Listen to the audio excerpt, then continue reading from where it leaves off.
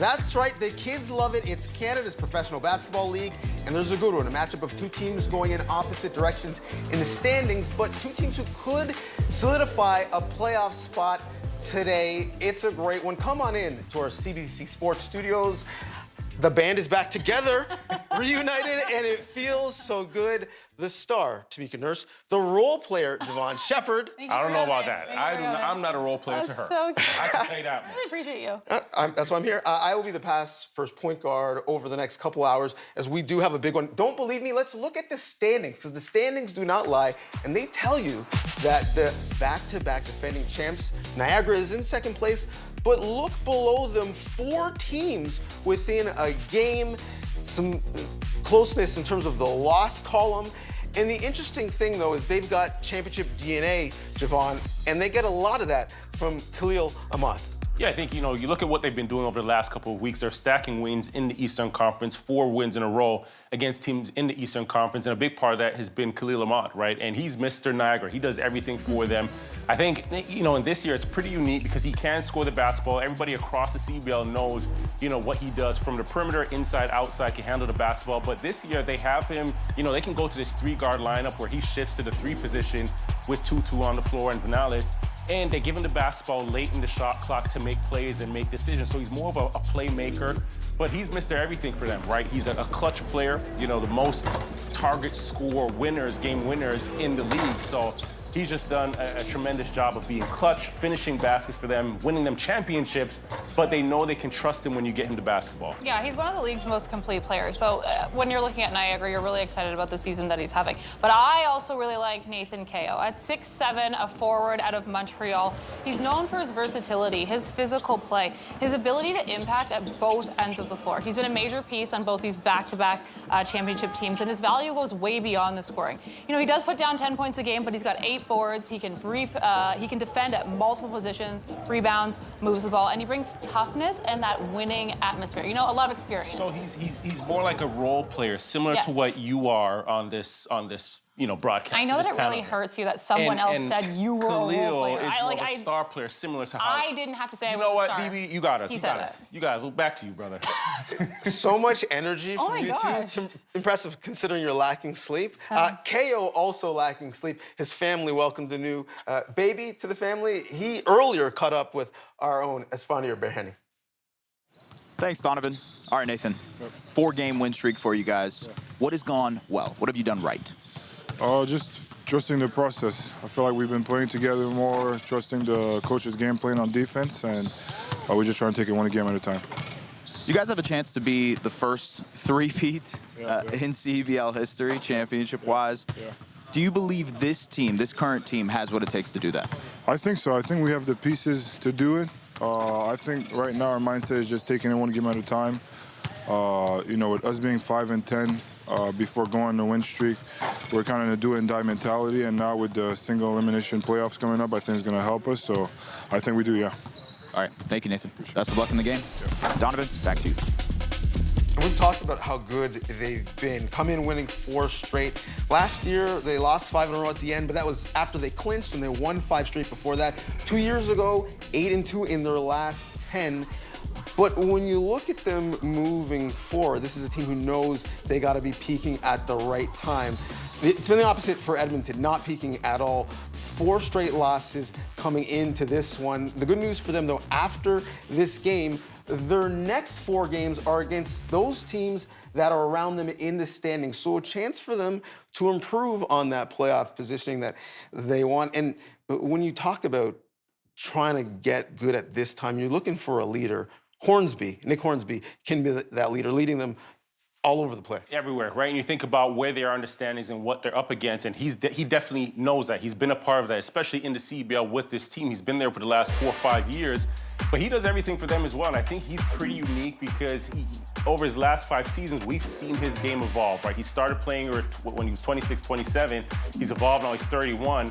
And he's having his best season scoring the basketball, but also playmaking for this team. He's pretty unique in the sense of, he's the body of a 4-man, but he plays all 5 positions for this team, right? And sometimes you'll see him bring the basketball up, sometimes you'll see him play the 5 position. And usually you talk about that versatility on the defensive end, but you get that type of versatility from him on the offensive side of the floor. But you talk about a player that can handle the basketball, facilitate, play make, be in the block, be in the post. It tells you a lot about him, but you're going to need a lot more from him, especially considering this team is fighting for their life in the Western Conference. I like to call him a point forward. Oh, that coin, Scottie Pippen-esque. Here we go. Right?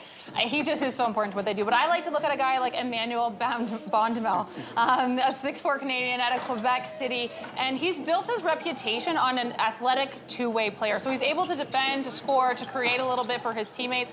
He's an excellent on-ball defender, and it's his athleticism on display in transition. But he's able to attack the rim, finish through contact, and he's a reliable secondary ball handler. So when you have a combination of these two players, and you can look at two guards that you can really rely on, especially coming down the stretch like you talked about, Donovan, and being able to make some noise coming down this stretch where you can get competitive and put yourself back into a playoff picture, I think it's really important to have leaders like the two we just discussed. Well, the leadership is so huge. And when you talk about someone like Nick Hornsby, not to be confused for the author, but as he tries to write a new chapter for Edmonton, he's someone who's been in the organization since 2023.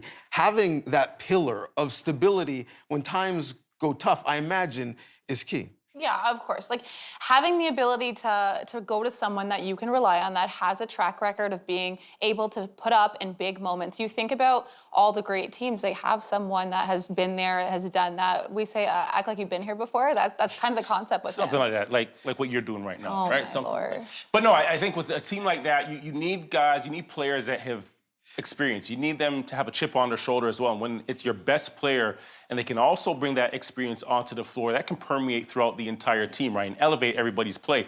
You look at the Western Conference right now, and Calgary's knocking at the door, right? They've just won 3 or 4 in a row and knocked off Winnipeg, the top team in the Western Conference, for a second time. So they're inching closer. If you're Edmonton right now, you've got to be looking, behind you in the basement, but you're also looking at the top of the standings, and you've got to get there. So having a guy like Nick Hornsby on your roster, in your locker room, he's the guy that's got to tell everybody, look, you can't take any game for granted. You can't take any minute, any practice, and everything's got to move forward. So what I think I heard is you said Tamika is our best player and she elevates your game? No. I You're looking forward. No. What happens is I lead, Tamika follows. That's what's going to happen. Absolutely not. Well, I will follow the producer's lead. And as Fandir earlier today caught up with Emmanuel Bondemel. Thanks, Donovan. All right, Emmanuel. 4-game losing streak for you guys. What do you have to do better? I mean, for us, I think it's just trying to go back to our identity of, playing defense, grabbing rebounds, and of course, playing together. I mean, our best strength is really playing transition, so we got to get starts to be, able to do that. You guys are going up against one of the most decorated players in the CEBL in Khalil Ahmad with the River Lions. What does it take to stop him? I mean, there's some players that we can't necessarily stop, from the get-go, but, just making their life as hard as possible playing. I mean, that's a part of our defense, making sure that everybody feels comfortable on the court. So, I mean, with a player like him, he's really talented, so it's just about making it really hard for him to get to his spots and, making it hard, for the whole game for sure. Okay, thank you, Emmanuel. Best of luck for the game. Guys, back to you. Emmanuel, a star in his role, which is a great thing. I expect a big game from him today. This should be a fun one. Now that you guys stopped fighting, let's get to the tip-off, shall we? After the break, Arash Badati and Javon Shepard, a star in his role, will have the call from us from St. Catharines and Meridian Centre. Stay with us.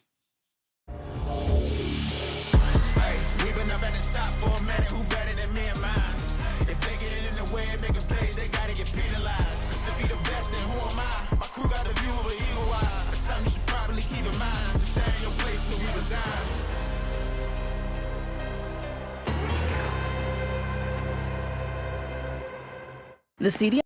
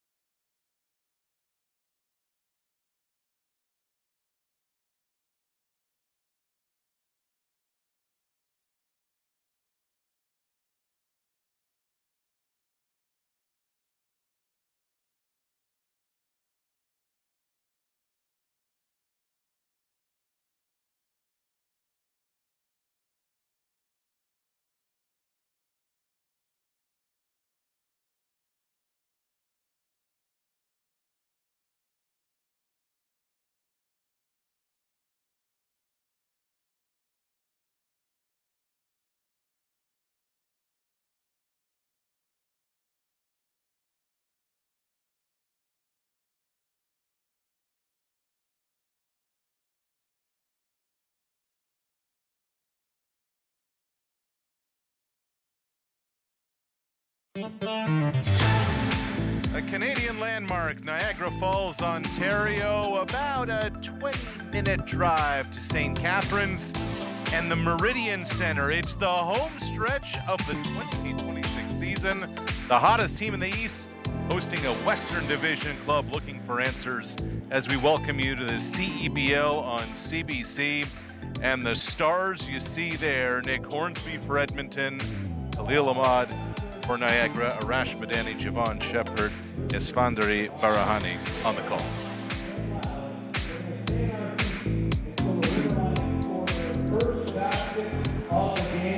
Kimball McKenzie, year one as head coach in Niagara, making the transition from player and team captain. His River Lions have won 4 in a row. McKenzie's message to his guys, if you're fighting for each other, things will go better more often than not. On the other side, Jordan Baker was honest. He said, we need a win badly. A 4-game losing skid for the Stingers. Edmonton is in a fight for a playoff spot. Baker has emphasized all week the players can't fall asleep on the defensive end. With the whistles today, Nate Saunders, Tony Turnbull, and Fei Zhang. Spalding is the official ball of the CEBL as we get set to tip things off. Edmonton in the navy blue and gold trim. Niagara in the fluorescent green, and there he is, Khalil Ahmad, the all-time leading scorer in CEBL history. It's pretty good. He's a pretty good player, right? He's one of the faces, if not the face, of this league. And you know what you like about him is his versatility, right? And obviously, Nick Hornsby, another guy that's been around for a number of years, played a number of seasons in the league, and just have both those guys. It's funny because they both played with their coaches, right? So, and both coaches have played against one another in this very league. So it, you know, a lot of connections. And, you know, once that basketball is tipped up, it's all about winning. Edmonton controls the opening tap. We welcome you to St. Catharines, Ontario. The Stingers, losers of their last 4. Niagara right back into the fight on a 4-game winning streak. Edmonton losing in Scarborough a couple of nights ago. The hook shot doesn't go for Isaac Jack in the opening possession for the Niagara River Lions. 9-10 on the season, tied for second in a tightly contested Eastern Conference. Here's the newcomer, Kyle Vinales, swung into the corner. Nathan Kayo. You heard Tamika talk about the Montrealer in the pregame show, and he opens the game with a triple. Yeah, and he's such an asset for Coach Kimball McKenzie to have, right? Just having a 4-man in your front court, a 4 or 5, you know, as a Canadian. You're only as good as your Canadians, as strong as your Canadians in this league. So to have him at those positions is a premium. Manuel Bandamel into the corner to Scotty Lindsay.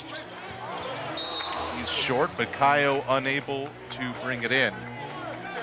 Our keys to the game are presented by CDIC. Javon, let's start with Niagara. Well, you know, they won the last 4 games against teams in the Eastern Conference, and you think about it, you look at the Meridian Centre right now, it's packed, so continue to ride that wave, right? Turn Edmonton over. They struggle taking care of the basketball. If you can translate some defense to offense, that's what you want if you're Niagara, and guard the drive, right? This Edmonton team has struggled shooting the three ball, so, you know, force them. And on the other end, Edmonton, right, crash the glass. Niagara's been the last in the league in defensive rebounds. And obviously, for Edmonton, they got to take care of the basketball. You take care of the basketball, you have more opportunities. And protect the paint. Thought they had a tough one against Scarborough a couple days ago, right? Got to protect the paint because those are momentum plays when teams can get inside. Javon's keys are brought to you by CDIC. Edmonton and Niagara. Here he is, Nick Hornsby, the leader of this Stingers franchise. Misfires on that one. Hornsby, the leader in points, rebounds, assists, and steals in Edmonton's franchise history, as we have a moving screen at the top.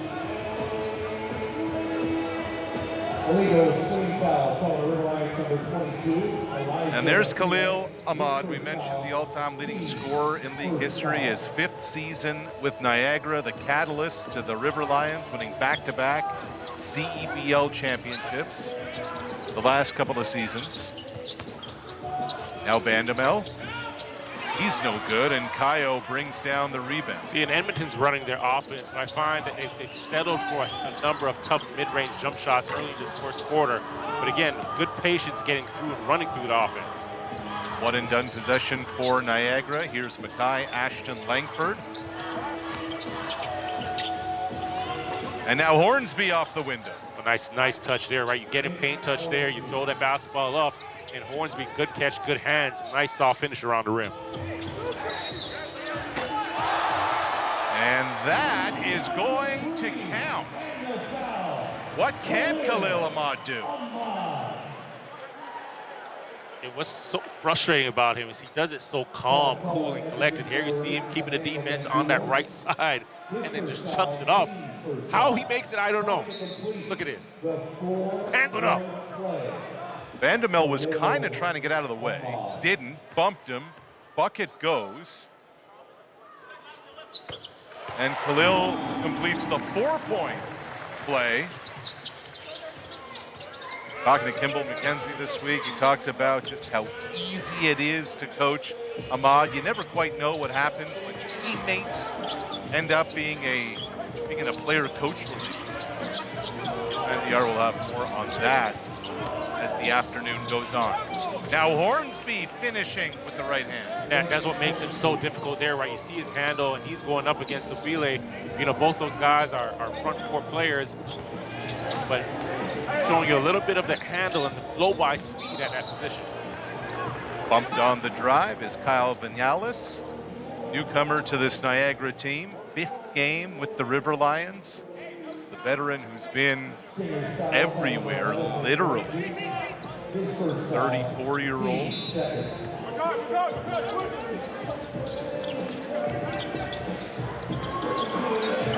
Farmington Hills, Michigan. Kyle Vinales now inside. Elijah Ufile. That's tough. He eats up so much space, right? He gets that basketball off that left block, and that first dribble, he's taken about a foot to the basket and gets over that left shoulder. Bandamel now going to work on Ahmad. Won't drop. Rebound controlled by the Stingers and Ashton Langford.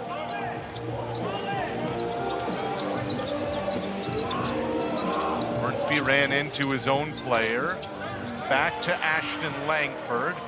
Rebound controlled by the River Lions. Trying to find KO, nothing there.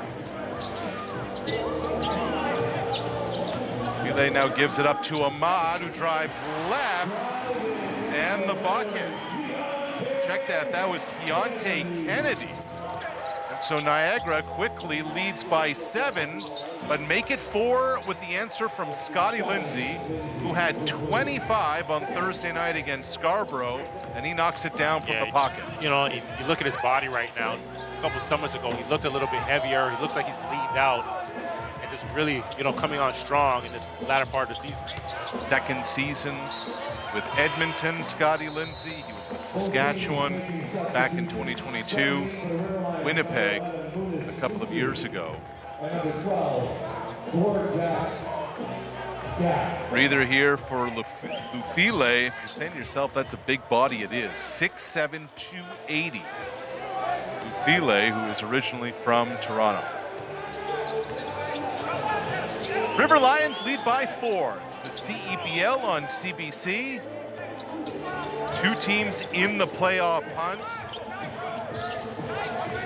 And a jam-packed postseason picture. We'll tell you about that as the day goes on. And Kennedy's fadeaway drops. That's tough. That's tough because there was a lot of confusion on the offensive end, and Kennedy just finding a way to just bail his team out with a big-time shot late in the clock.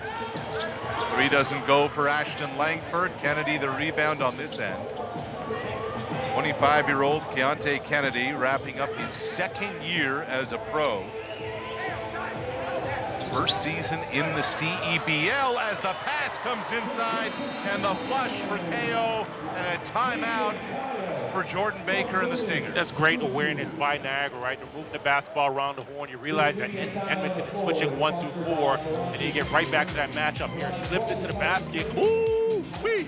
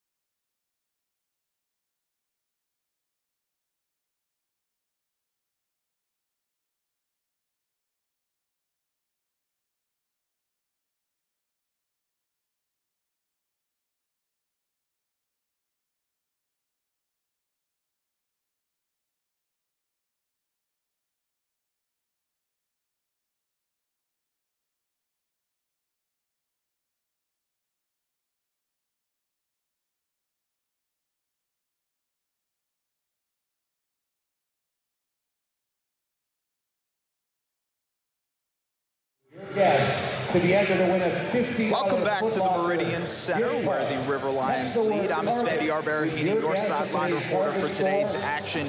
How does the dynamic change when your teammate becomes your coach? That is the reality that River Lions star Khalil Ahmad and head coach Kimball McKenzie have had to deal with this season. The duo won 2 titles together here in Niagara as players, and now it's a different dynamic as player-coach. I asked head coach Kimball McKenzie about that dynamic, and he said nothing has changed. And while I asked the same question to Khalil Ahmad, he said, yeah, sure, nothing has changed, because whether he's on the sideline yelling at me or he's on the court yelling at me, he's still my brother. Guys.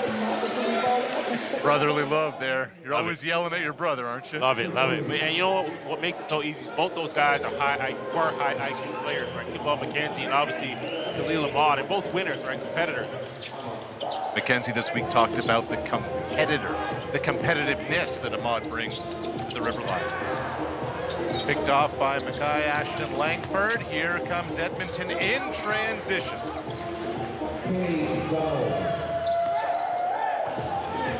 Hey, Donald with the finish. Wilfred Laurier Goldenhawk. Niagara into their bench.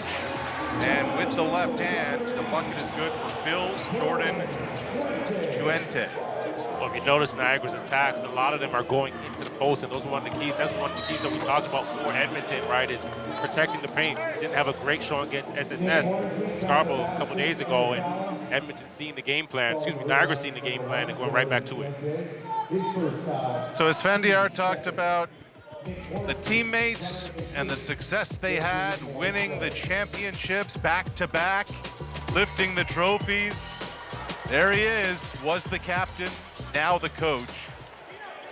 Three-point play complete by Edmonton, back to a 2-point game. It's hard to win one, let alone repeat. Listen, winning is hard. I think sometimes people underestimate that. It's extremely tough, and you have to have some luck on your side as well, whether it be health from a team. And in this league, right, you get to the back end of the season and you have to cross your fingers and just hope, you know, that your players don't have to return too early to the winter series. Bucket and one for Niagara. Our first look at Gorja Gak, who gets the bucket and one. First year in the CEBL for this 29-year-old. His first foul, team third. Look at his length, right? Just does a good job here rolling and then just extending to the rim where you can defend him, right? You get ahead and above that rim, and you look at his long arms and wingspan, right? And coaches always say that, put the basketball where nobody can get it, right? Where nobody can defend it. And you see him right there getting himself to the free throw line and converting. He can keep it away from a lot of guys. Measures up at 6'11". Trey King misfires on the triple. One and done again there for the Stingers. That's one thing Jordan Baker talked about. He said our threes have been abysmal. That was his word. They were 6 of 26 from distance on Thursday against Scarborough. Vinyales no good from 16 feet. Here comes Edmonton. Our first look at Bazzi Davis Jr., who gets bumped by Gak. And you talk about that 3-point line for them, right? They shoot about 32% from the three. Right, if they can get into the lane like you're doing here, that 3-point line will open up so much for them. And I think 3-point shooting is contagious, right? You knock down 1 or 2 early, guys will start knocking them down. But Davis Jr., you've seen how easy he can get into the paint. You see how easy they have guys that can, get those paint touches. But if they get it out, they'll be even better. Bazzi Davis Jr., first year in the CEBL. Today's Eastern Conference game is presented by Lotto Max. Davis Jr. has played 49 pro games overseas. This is his 15th game of the season. A traditional pass rush number, not a basketball jersey number. I was just looking at it. 98 on the back, his jersey there. But he's as explosive as a running back. Very good athlete. Grew up in Football Mad, Pennsylvania, from Chester, Pennsylvania. Stanley Bazzi Davis Jr.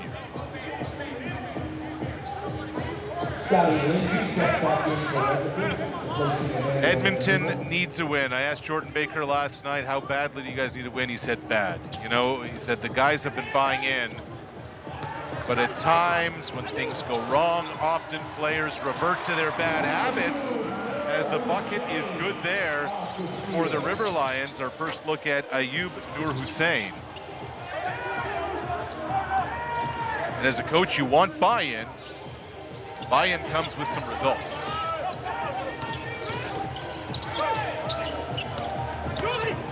Bazzi into trouble. Terrific interior defense from Niagara as the 3 slips out. Rebound brought in by the River Lions. Now Gak again. Unable to finish with the left hand up and under. Stingers ball. Checking back in the game for the River Lions, number 4, Khalil Ahmad, and number 13. So Ahmad, who took a breather, a 3-minute and 14-second rest, checks back in for the final 1:45 of this opening quarter. River Lions lead by 5, a game below 500. So we have a foul away from the ball. Nur Hussein holding on to Trey King. I can see that developing. Both those guys were tied up over on the left block, and the officials, neither one of them wanted to let up, but you can see the official on that side just eyeing them, piercing them, waiting to make the call.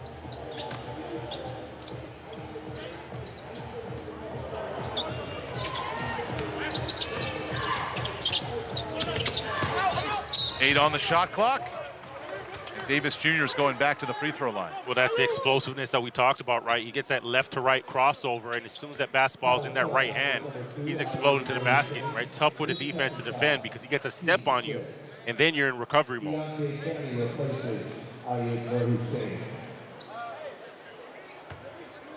So free throws on the way for Davis Jr.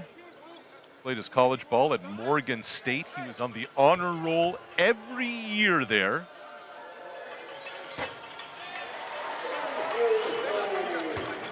Davis, a 68.8% free throw shooter. There's been a lot of changes to Kimball McKenzie's roster over the last few weeks. 3 new players added into the mix. That's the nature of the beast, right? Especially this time of year where, there's some players across, when we talk about league board, some players may have gone to summer league or gotten a commitment from an NBA team for camp or so forth, whatever the case may be. And you gotta, as a general manager, right, I remember being in that position where you're panicking and you're thinking, and you're also looking across the league to see who's coming back, who's not coming back, what does my schedule look like the next 2-3 games, and can I sneak a win here or there? There's different points in the season where, a lot of that occurs.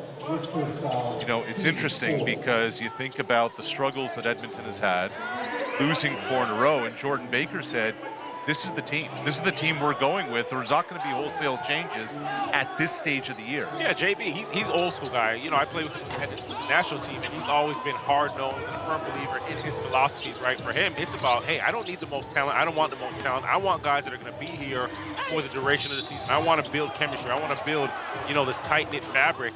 And that's his secret sauce, right? And everybody has, every coach, every GM has their own philosophy, and you have to respect his, right? He's done well as a very new, young coach over the last couple of years with what he's done with this team, this club.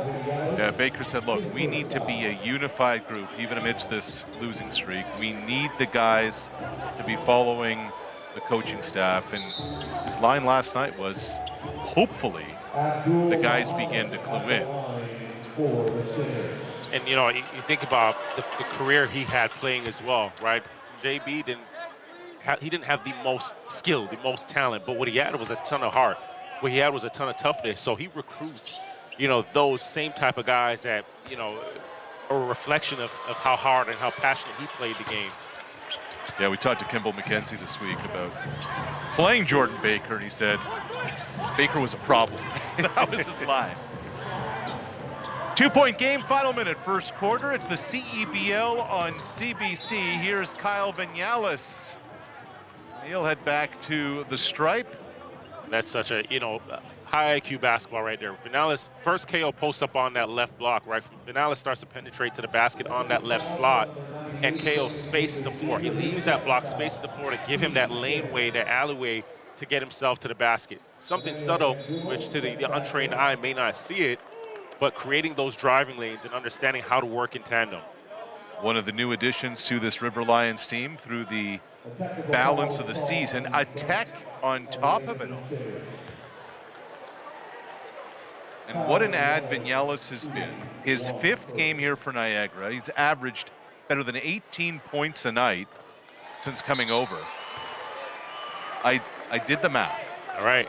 This, for a 34-year-old, is his 22nd professional stop.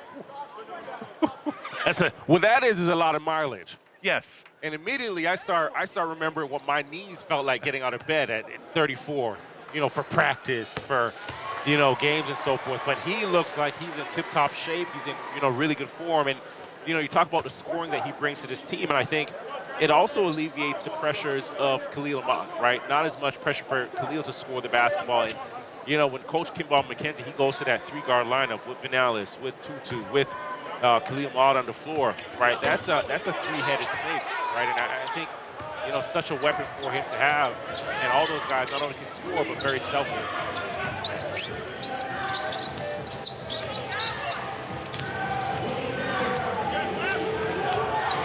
Here's Scotty Lindsay.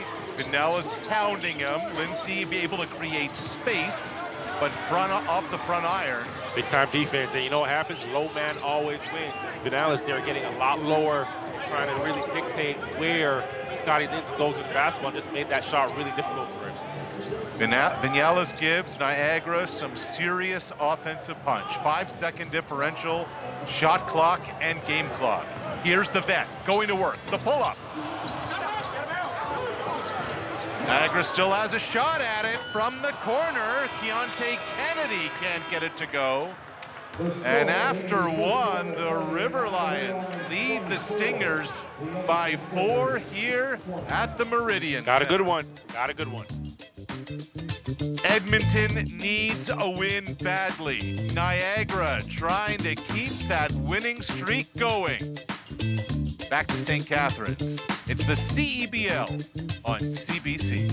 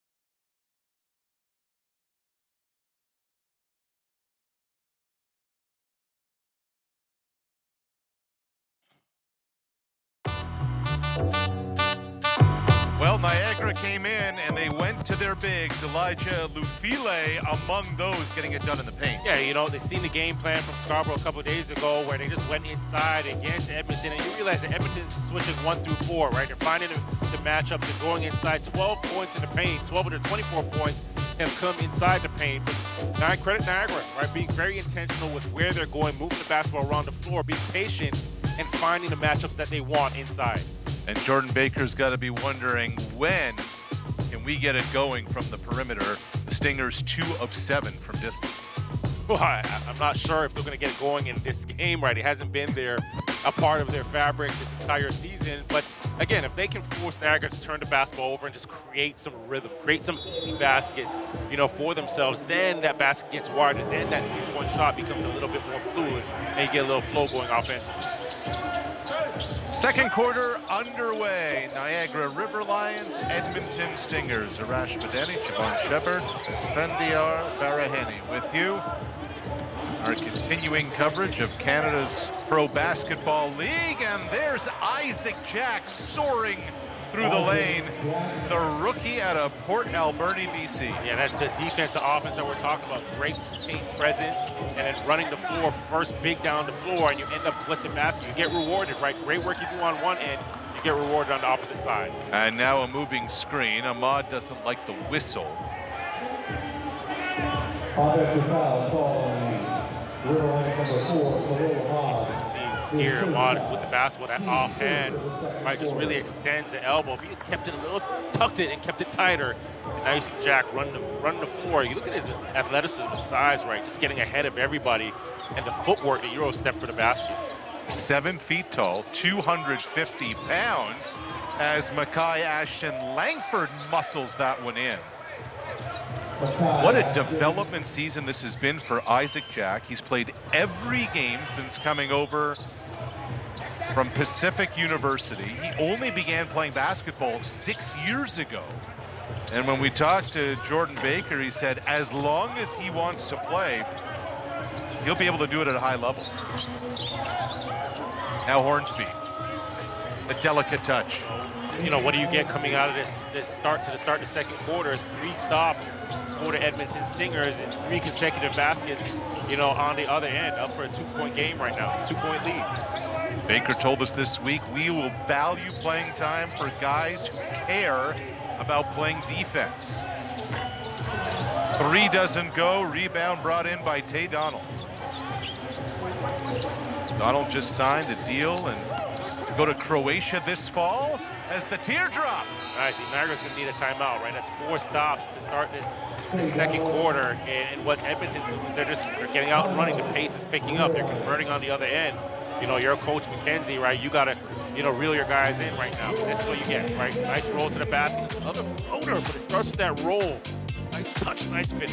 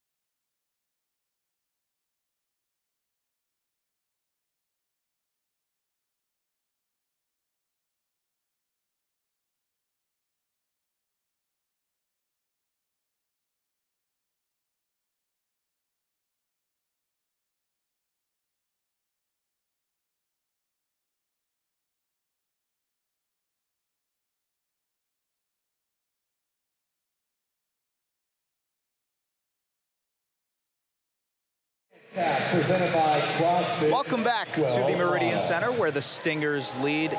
There are a lot of similarities between head coach of the Stingers, Jordan Baker, and head coach of the River Lions, Kimball McKenzie. They're both two-time CEBL champions. They're both recent fathers, and they're both players turned head coaches, CEBL players to be exact. Now, I asked Kimball McKenzie how Jordan was as a player, and he said he was a, quote, problem. On the other side, I also asked Jordan Baker, I said, how was Kimball? He said, I don't remember, but he always used to make these timely shots. He also said that he's his favorite coach, but he also, Jordan said, we'll see what happens after the game, if that's the same case. Guys, back to you.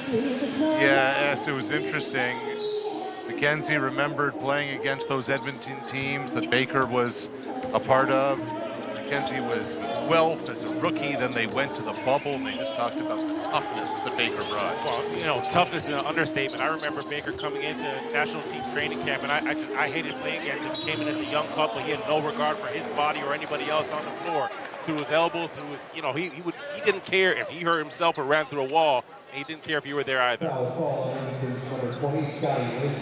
So as Elijah Lufile goes to the line, there's a look at the coach wearing his finest Sunday best.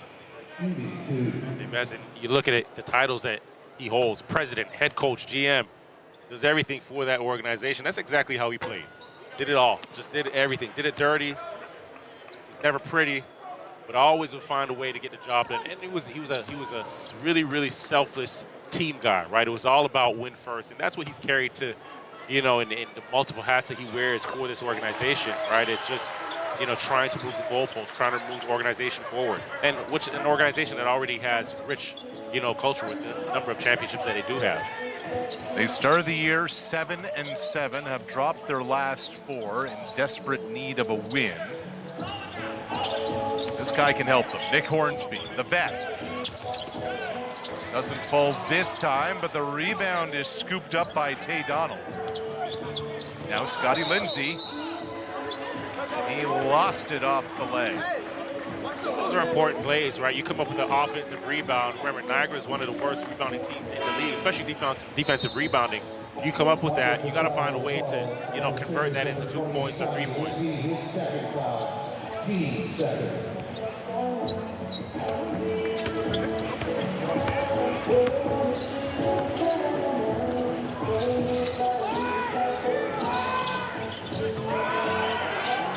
Here's Khalil Ahmad. Wide open underneath. Our first look at Munis Tutu, the 30-year-old from Windsor, Ontario. Big time connection, right? The rejection by Khalil Ahmad gets down that right slot, and then Munis Tutu, that right dunker, right guard-to-guard connection, the post. There's Tay Donald getting by Khalil Ahmad. What a season this has been for Donald, averaging 9 points a game. 24-year-old from St. Thomas, Ontario. Terrific find. Dunk doesn't go. Into the hands of Mackay Ashton Langford. Now Edmonton, and Langford goes coast to coast. This is when Edmonton looks really good, right? When they get stops on the defensive end and they can just push and not have to rely on half-court offense. Really good finishing in transition. Biggest lead of the day for Edmonton as Lufile is able to muscle it home. Stingers open this second quarter on an 8-0 run. They now lead by 3 with 4 minutes gone by in the second quarter.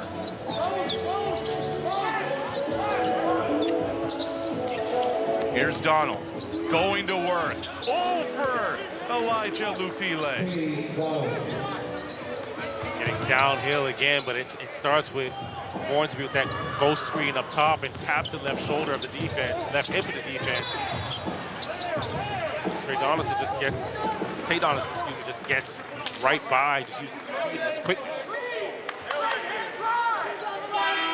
So free throws on the way.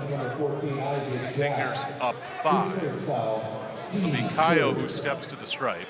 Number 0 foul, Daniela steps back along with number 12, George back. But this is when they're good, like transition play by them, pushing the basketball. Then you get to the rim, nice body contact, finishing, concentration, getting up high off of the glass. And that's where they've created this little 5-point lead for themselves is, okay, we're going to get stops, you know, force some turnovers, get out and run. And you're not looking over at, you know, Coach Baker to see what are we running or what's next. It's, hey, run. Everybody touch the basketball. Everybody feel, you know, part of this thing and get it to the rim. Cal Tire is a proud partner and tire expert of the CEBL. Shop top tire brands and have peace of mind with Cal Tire's match guarantee. Shop and book at caltire.com. The lead is 4 for Edmonton. Ashton Langford from distance. And the Edmonton Stingers, who have struggled shooting from the perimeter, are starting to heat up from beyond the arc. Well, what was the thing I said to you earlier, right? If they can get some transition baskets, you start to feel good about yourself. See the ball go through the hoop, then that basket feels like it's opening up, and those 3-point shots become a lot easier. The floater drops for Vinales. Gets the lead back down to 5. Ray King thought about it. The spin off the window and the foul. Bodies everywhere. River Lions foul number 13, Nathan Kyle. His first foul, team second. The good news is it looks like everyone's okay. Everybody's safe. A little wreckage under the basket, never hurt anybody. Both teams fight for the basketball. So Trey King to the line, a 72.7% free throw shooter. See King and all the other Edmonton Stingers. Special edition theme nights still await throughout the season. Purchase today to check out the Stingers live at stingers.ca/tickets. The playoff push is underway. Seems like their provincial rivals, Calgary, can't lose. The Surge winning again last night, knocking off Winnipeg. They're in the postseason hunt. A couple of games between Edmonton and Calgary on the docket. Niagara trails by 7 at home. Here's Ahmad into traffic, gives it up, and it's Gorchuk Gag who finishes. Now all alone, Ashton Langford. Edmonton on the retreat. It's Bandumel, who is just so crafty through the lane.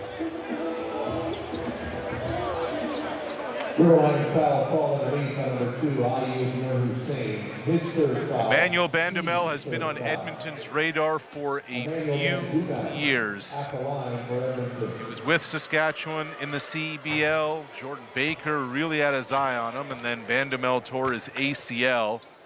Finally, they were able to sign him this season. Has added a lot to this team, averaging double figures, has started every game. Favoring the shoulder there. 20-year-old from Quebec City, Emmanuel Bandumel. As Niagara goes back to some of its starters. I always like to hear those feel-good stories, right? Because as a player, right, you talk about guys getting injured and going down for an extended period of time. Like, those moments are very dark for players, right? So to see a guy come back from it and look extremely healthy and strong, having fun playing again, right, you love to see the back end of those stories. Wasn't his first ACL either. Tore it when he was at Nebraska in college before he even turned pro. Fred Hoiberg, just during March Madness this year, raved about how much Bandumel was part of turning that Cornhuskers program around. Hornsby's short on the runner. Ahmed gets out of trouble, swung into the corner. But a foul, and it's KO who came barreling downhill. You know, it's a bad foul, but again, if you're Khalil Ahmad, you can't put your four-man, your front court players in the position where you're giving the basketball early for them to make decisions, right? He's going to be able to control. That's not an area of his game that is a strength, right? So if you're Khalil Ahmad, you want him to run the floor, get in scoring position, and you handle that responsibility. So the second personal on KO. Edmonton leads by 7. Here's Donald. Originally, Fei Zhang said Stingers ball. They're going to have a chat about it.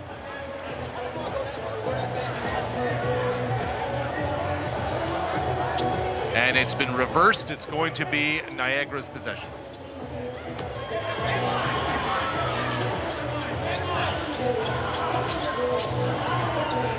Lil Ahmad has been held in check so far. Only 4 points this afternoon. Working on Bandamel. This time it's a non-shooting. Bandamel collects his second personal. He had that trick shot earlier, which that 4-point play, and you're thinking, okay, he's probably going to be off to a really good start to this game, a really good first half. But Edmonton's done a good job of really crowding him. As soon as he gets that basketball, puts it on the floor, taking away his space, crowding him. Vinales swung into the corner to Ahmed. That crafty move driving baseline from Khalil Ahmad. Big time shot, big time finish, right? He gets into the paint, you can see 4 blue shirts around him. Quick answer from Tay Donald, who wanted the whistle, but gets the bucket. Donald now with a team-high 10 points. Edmonton, they're changing ends of the floor so fast. As soon as Khalil Ahmad scored the basketball, that ball was in and up the floor over half for Edmonton. Vinales from deep. Kyle Vinales has 7. He dropped 25 against Brampton on Thursday. And the finger roll goes for Bazzi Davis Jr. How explosive is he? I think I mentioned it before, right? He shoots out of there like a cannon, and then that high finish above the rim. Kept alive by the River Lions. Into the corner for Kennedy. He's short. Rebound controlled by Niagara. Vinales again. Into the corner for 3. It doesn't go. Davis Jr. the rebound. And controlled by Donald, who gives it up to Bandamel. That's tough. That is tough. Biggest lead of the day for the Edmonton Stingers.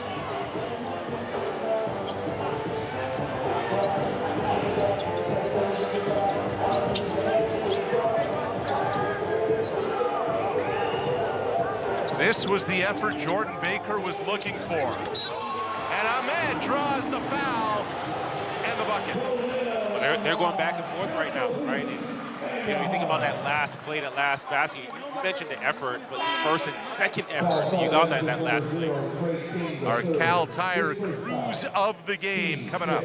Talk about first effort right here. You get that first effort. Bandamel here coming off that weak side, crushed it. And then another, look from another little angle here. See the spin, the drop off, the cock it back. Bingo! Cruise of the game presented by Cal Tire. Emmanuel Bandamel bringing it. So I'm not here to cause trouble. I promise. Are you sure? But Tamika Nurse in the pregame show highlighted Bandamel too, as Elijah Lufile will head to the line. See, the thing with Tamika, I didn't say she doesn't know what she's talking about. I just said she's going to be a role on our panel. I didn't say she doesn't know what she's talking about, but she's going to be a role player for us.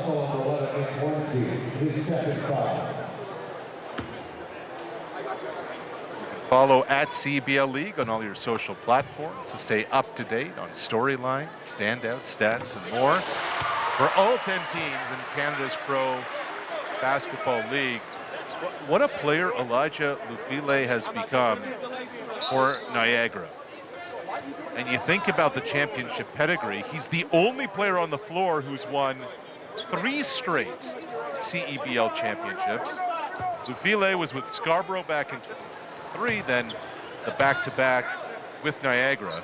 I think it starts in the backyard for him, because that's a family of hoopers, a family of basketball players, right? Shadrack Lufile. And you got to think, you look at his size, and all of them are built just like that. So you can only imagine in the backyard how the one-on-ones and all the two-on-twos used to go. Elijah Lufile is a load, so too is Isaac Jack, but let's go courtside to Esfandiar. Yeah, guys, I was talking to Elijah Lufile before the game, who obviously was there for the championship run for them as well. And I asked him if this season feels any different. He said, not really. It's just about weathering the storm. He attributed this win streak to putting all the pieces together in that late stretch. He says the team feels healthy, they feel ready to compete, and they feel like they've played their best basketball so far. Guys, back to you. Yeah, Isfandiar, thanks. So too is Lufile. He scored 17 against Scarborough last week. Now Edmonton leading by 6. Here's Hornsby, and he manages to slither through, and it's back to an 8-point lead for Edmonton. Yeah, you know, Edmonton doing a good job again pushing, but Niagara's transition defense and also the breakdowns in the half court right now have been, you know, a big part of the reason why they're trailing right now. A game high 11 points for Nick Hornsby. Mr. Do-It-All, right? The ultimate Swiss Army knife. And, you know, his points aren't big, they're not loud, but they're impactful, right? And influential for his team. Talk about some of the, you know, the breakdowns of defense. Here you have Hornsby pushing the basketball. Somebody's got to pick him up, right? Miscommunication there, and he just turns a corner and a light lay, right foot, right hand. Has something to say to his bench, turning his guys up. You see a little change of speed. Everybody's pointing, but nobody's picking the basketball up.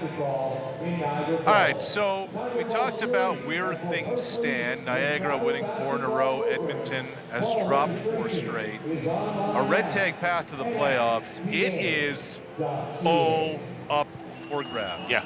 Outside Scarborough, that's running away from it. You see Niagara 2 through 5. There's not a lot of breathing room. Yeah.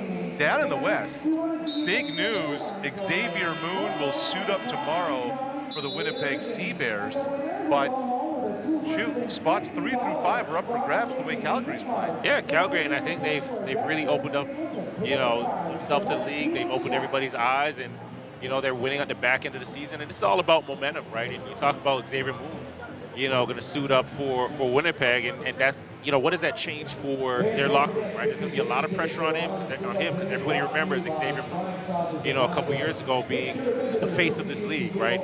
Is he still that Xavier Moon? How does that change the locker room with Teddy Allen, right? Both those guys need the basketball. You look over in the East, you know, it's a bloodbath. You know, it's a dogfight. And I think for Niagara, what they've done well is you look at their last few wins, right? 2 against Brampton, you know, 1 against Montreal, 1 against Scarborough. It's important to stack those wins against your conference just in case there is a tie. You need those head-to-head matchups. Change, of course, the playoff format this year. It's 1 and done in the semifinals. The championship series is a best of 3 as Ahmad lost his balance. Niagara holds on to it with 7 to shoot. Ahmad gives it up to Lufile. 2 on the shot clock. He gets stripped. And Ashton Langford will slow it down. Now Donald from the pocket. Doesn't go. And at the half, the Stingers finally put together one of their better halves of the season. Lead 51-43. Jordan Baker has to be pleased with what he saw there. Yeah, you look at, you know, the points in the paint for them, you know, 32 points in the paint. They've done a good job moving the basketball, rebounding, you know, the basketball well against Niagara, who hasn't been a great rebounding team, but I just really like the pace that they have played with, you know, in this first half, forcing, you know, tough shots out of Niagara and then just getting out and running, right? They're shooting, Edmonton shooting 54% right now, you know, from the floor, 59% from 2. But just their aggression, right? You know, whether the basketball, you're getting it under the hoop or under the basket, by the time you blink, they're on the other end of the floor, pushing the tempo of the game, pushing the pace, and not allowing, you know, Niagara to set up their defense. Tay Donald has 10 points in the opening half. He's with Isfandiar. Tay, 10 points for you in that first half. What allowed you to be aggressive? Just staying aggressive. You know, my team puts a lot of trust in me, you know, as a point guard to make the right read, and right now the right read is just getting to the rim, so staying aggressive. Was there a level of desperation, knowing you guys lost 4 in a row, to start out well, to get a good start going for you? Yeah, 100%. We understand how much these road games mean. You know, even we have one at Scarborough we lost. It was close.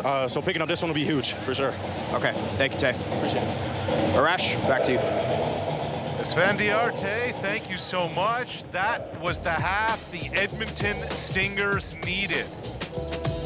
Losers of 4 straight, trying to turn things around. To Donovan and the panel, as we continue on the CEBL on CBC.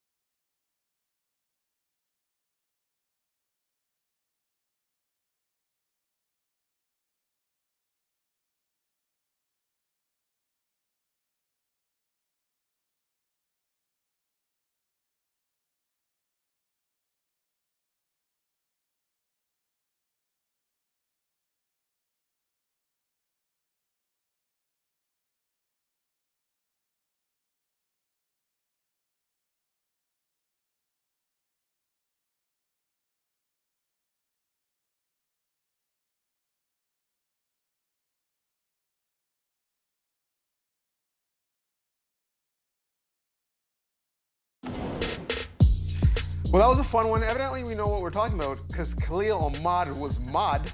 It was a problem in that first half, but so was Edmonton, getting some CanCon and some nice finishes in the paint as at the half they lead by 8. But why don't we start with Niagara? Because I don't know if you're Migos generation or Lil Wayne generation, because the block was hot. The paint points were serious to start. Yeah, I thought, in that first quarter in particular, they did a good job of just finding the matchups and reading the defense. They're really patient there in that first half, 22 points in the paint for Niagara.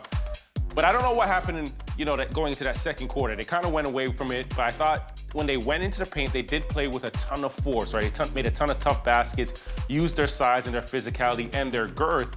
Right, when they got it down there, they had a ton of success, right? I think going into the second half, you got to find a way to get back to what was working well for you, right? Don't reinvent the wheel, and finding a way to get Khalil Ahmad going in that second half as well. He hit that tough shot, 4-point play to start the game.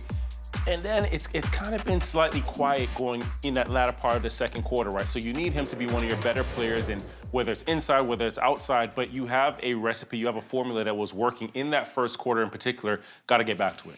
Did not have girth on my bingo card as words Facts. used. Quite the terminology. Someone's been playing words with friends. So Edmonton in that second half changed things around, went on an 8-0 run to start it. How?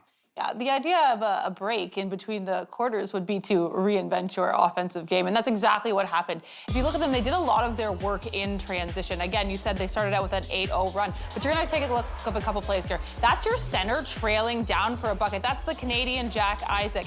And then again, you're going to get this ball, you're going to get an attack off that high ball screen. That is a relentless pursuit for the rim. They didn't care who was in front of him. Here, you're going to attack again in transition. They're playing big bodies on the block. They're throwing everything at them that they can. And then Donald was great in that second quarter, in that little pull-up game in the middle of the key. When you can get 2 feet into the paint and you can force your defense to have to make a decision, it makes it extremely hard on the defense to pressure them. Yeah, I think, what you notice on a number of those clips that we've seen when you talk about pace and tempo that you're playing with, a lot of those shots were getting them up with about 19, 20, 21 seconds on the clock. So you think they're converting, they're going from baseline, whether they're getting the basketball out of the rim or they're forcing a turnover, but they're getting up the floor before Niagara can set their defense. And that's when Edmonton is really good, when they get in transition and they don't have to look over at Coach Baker and say, hey, what are we setting up? What do we want? Just get it, let it fly, get it to the hoop. Yeah, I'm here for the relentless attacks and for the paint points. I'm also here for the mascots because Niagara has one of the best ones in the league. And so we're making sure we're having a good time, no spillage, exciting stuff. Speaking of exciting stuff, after the break, maybe a moon landing. Is Xavier coming back to the league? We talk about that next. Stay with us. That's a weird term.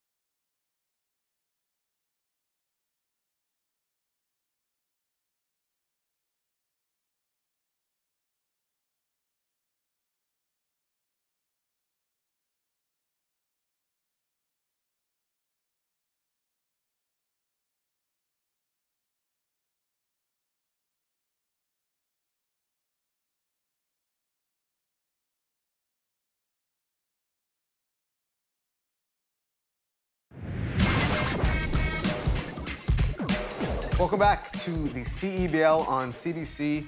Who needs Woj? Who needs shams when you have a rash? And earlier this week, our own Arash Madani reported that it looks like Xavier Moon, former 3-time MVP, could be coming back into the CBL with the Winnipeg Sea Bears. He's been with them for the bulk of this season, but not cleared to play given some contractual issues with his team in Russia. When you add a player like that to an already outstanding team, that does what, Tamika? It really bolsters your roster. He's often regarded as one of the best CEBL players to ever play the game. He said it a 3-time champion, most valuable player, and a 2-time MVP. And what I really like about it is it seems like he set the template that Ahmad is now walking into. Kind of like how I set the template for you and you walk into it. You know, I'll take the baton. I'm going to finish the race, right? Your best runner is going to finish. But, you know, I do think, listen, when you have Xavier Moon joining a team, everybody remembers what he was with Edmonton, right? And an exceptional player, accomplished a lot, but now there's a lot of pressure, right? He's going to be playing with Teddy Allen. I don't know if there's enough ball to go around. When he was with Edmonton, you didn't necessarily have another player that can go for 30 on any given night. But they also, you talk about the pressure, they've named the MVP trophy after him, right? Xavier Moon MVP trophy. So if you're looking across the rest of the league, all these guys that you see on the other teams are licking their chops to say, okay, you're the guy, well, I'm coming after you. So I don't think it's going to be a clear-cut walk, you know, for them to a championship or into the playoffs. But you know, if you're that coach over there, then you're excited to have him on the floor. But no, it is going to be a ton of pressure, and everybody's going to be looking to get a piece of him as well. I think the question is it a walk in the standings for them to clinch? Because it's been Winnipeg and Vancouver back and forth all year. Now with the addition of Moon, can Winnipeg solidify that #1 spot, which, as you mentioned during the broadcast, Javon, is big given the playoff format this year. We shall see what Edmonton has to say about this. Playoff implications going down for Niagara and Edmonton. It is the CEBL on CBC. Stay with us. Second half should be a good one with Arash and Javon on the call.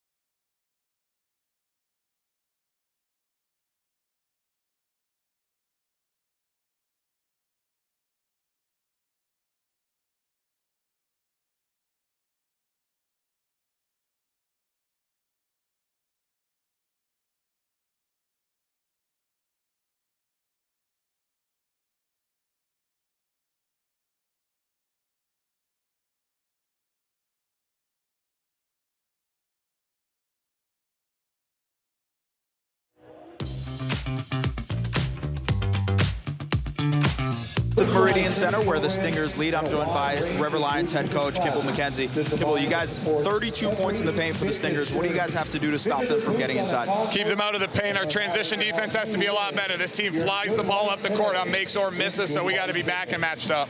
What's the point of emphasis in the second half? It felt like Edmonton came out with a sense of desperation. Yeah, exactly that. Is getting home on defense, is getting bodies on bodies, and just doing a better job. Our compete level's got to go up. All right, thank you, Coach. All right, thanks. Arash, back to you. Svendy, our coach, thank you so much for that. Good insight there from Kimball McKenzie as we revisit the keys to the game presented by CDIC. Yeah, for Niagara, I thought, that first half, they didn't really continue to ride that 4-game winning streak vibe. They didn't have that sense of urgency, right? And you want to turn Edmonton over, right? He only has 6 points off of turnovers. Got to do a better job there. Guard the drive, right? You think about it, Edmonton has 32 points in the paint, so you've got to put up a little bit more resistance, on some of those around the rim. Third quarter about to get underway at the Meridian Centre in St. Catharines. It's the Stingers leading the River Lions by 8. Rash Madani, Javon Shepard, Esvendiar Baraheni with you on the CEBL on CBC, and history kind of repeated itself. Isaac Jack did the exact same thing in the first half. This time he's fouled. I love how he's setting those screens. He's beelining to the basket, giving, the guards a passing lane to get him the basketball, and as soon as he catches it, right, he's looking right up at the rim, exploding right to the rim. So even if you don't convert it, he still gets a chance to get himself at the free throw line. And, coaches always say, right, foul or a basket, foul or a basket. And that's exactly what you got from him on that possession there. Jack has improved a ton for Edmonton. Let's revisit the keys to the game. Javon, presented by CDIC. Again, the first key there was crashing the glass, right? -4 rebound difference right there. Take care of the basketball, only 4 turnovers on 10 assists, and protect the paint.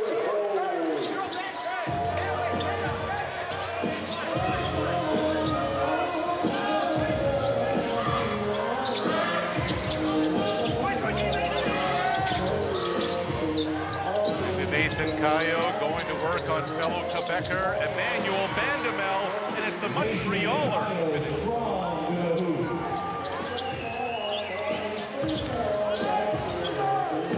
Kayo is a top 25 scorer in the history of the University of Richmond basketball program, as Vandemel answers with a triple. Edmonton led by as many as 10 in the first half. The advantage is now 9. There's the transition that McKenzie talked about, and the dunk from Scotty Lindsay. Yeah, they've done a good job. They started the second quarter really well. Now they're starting this third quarter really well. And Coach McKenzie talked about, right, the pace that they play with, whether they're catching the basketball through the hoop or it's a turnover, right? They want to push, and they look really good today, right? It's a complete different game than we seen a couple days ago against Scarborough. Inside they go to Lufile. Swung around into the corner. Kayo thought about it. Off the window, too strong. Jack rips down the rebound. And Lindsay will bring it up the floor. It looks like Ashton Langford is laboring. Is it the right hand maybe favoring? And he's running right off into the end of the bench for some repairs. It looks like the right hand, maybe right pinky finger. And you know what, Edmonton, again, just really good defense. You look at the basketball rotating, and you get a Lindsay tip out for 2 points, right? They followed that up with another really good defensive possession, just being on the catch and being right there, not allowing Niagara to get any easy looks. Deontay Kennedy answers with a fast break bucket of his own.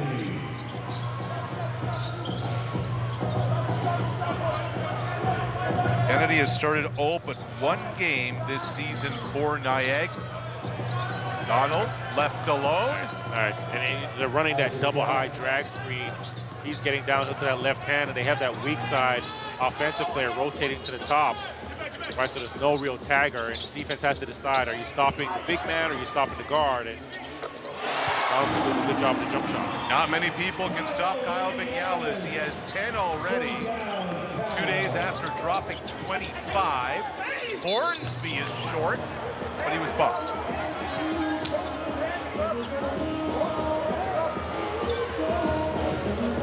It starts on the defensive end for the Niagara River Lions. Good defense poke away by KO, and There you go, push in transition, you roll. Nice little roll for the 2.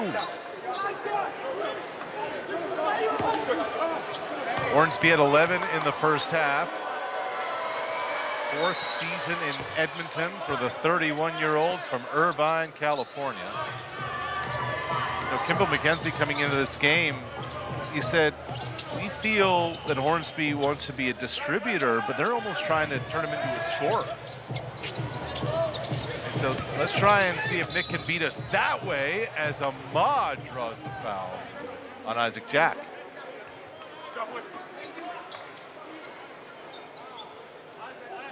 Ahmad can beat you in so many different ways, can he? He's just so crafty with the basketball. Crafty, shifty, and the more he plays in this league, you can just see he's even more poised because he knows what's coming. He knows the personnel. He knows the guys across the league and what to expect, and he plays with that aura. Well, it's season 8 of the CEBL, Canada's Pro Basketball League. Every game, you can check it out coast to coast on CBC Gem. Here we go, Niagara. Here we go, River Lions fans. The lead is 8 for Edmonton. It's an East Coast road trip.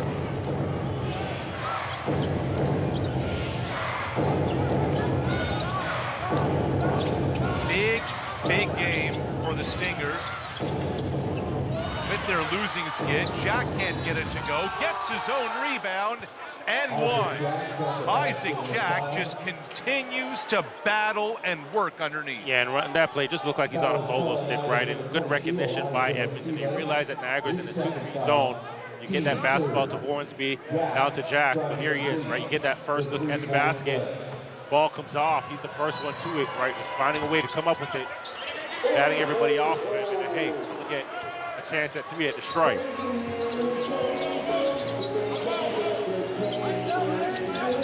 Here's Vinales, the 34-year-old vet, just brought in a couple of weeks ago, and he is money. Vinales, the consummate pro, is Kimball McKenzie, who told us first to show up, last to leave. He said, you know, you show up to the gym early in the morning, there he is, warming up his feet, jumping rope, getting the sweat on. Wonder how he's doing it in his mid-30s. The work ethic is there.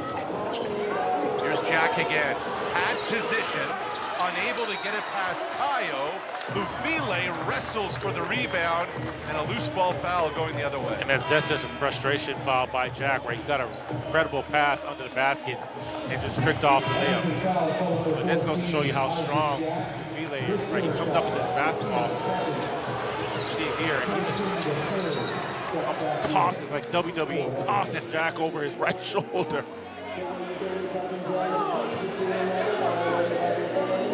I just checked the rule book, and that is not allowed in professional basketball.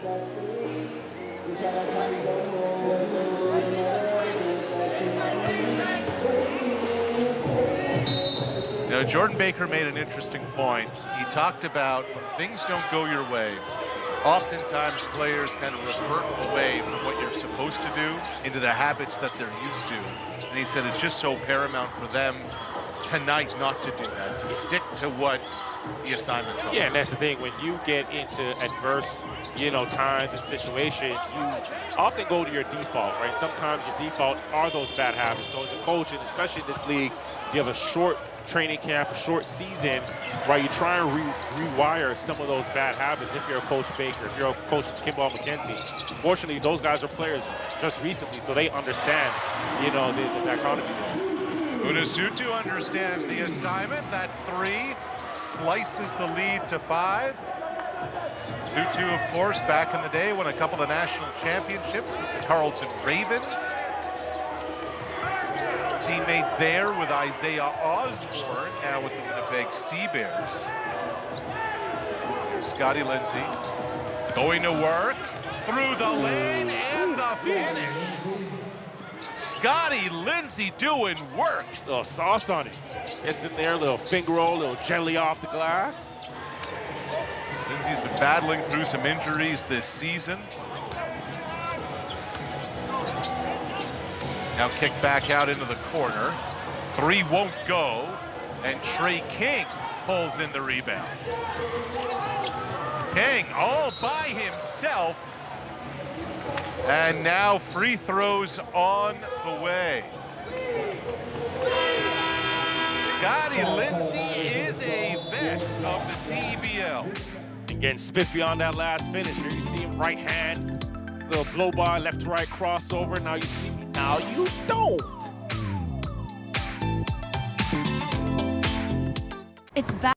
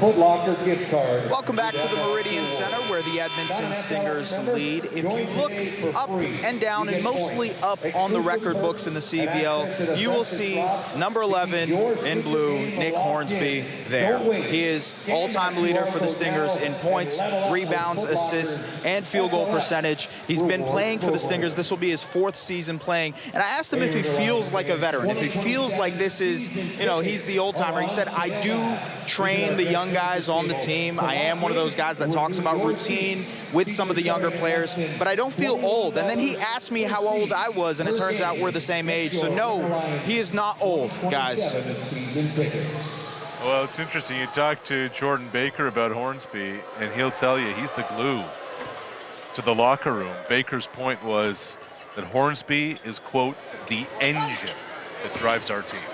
Yeah, and it's been nice seeing him grow in the CEBL, right? You talk about, you know, him being 31 right now, and, you know, he first started playing here when he was about 26, 27, right? And his game has evolved over the course of those years, and now you're seeing him as a playmaker, as a scorer, Mr. Everything, the engine in that locker room for, you know, this team. Dillamont's been all of those things for the Niagara River Lions. Mott at 8 at the half, has 12 on the night. Cuts the deficit to 6. Now King faces Gak and knocks down the long 2. That's patience, letting the offense develop, letting everything unfold, a jab step, and then up, right, when you create that space, but just not being sped up. Now, is that settling for a shot or not? I think that's just reading the defense, right? He let everything unfold, right? Got his defense off of him and said, okay, this is the best and highest quality shot.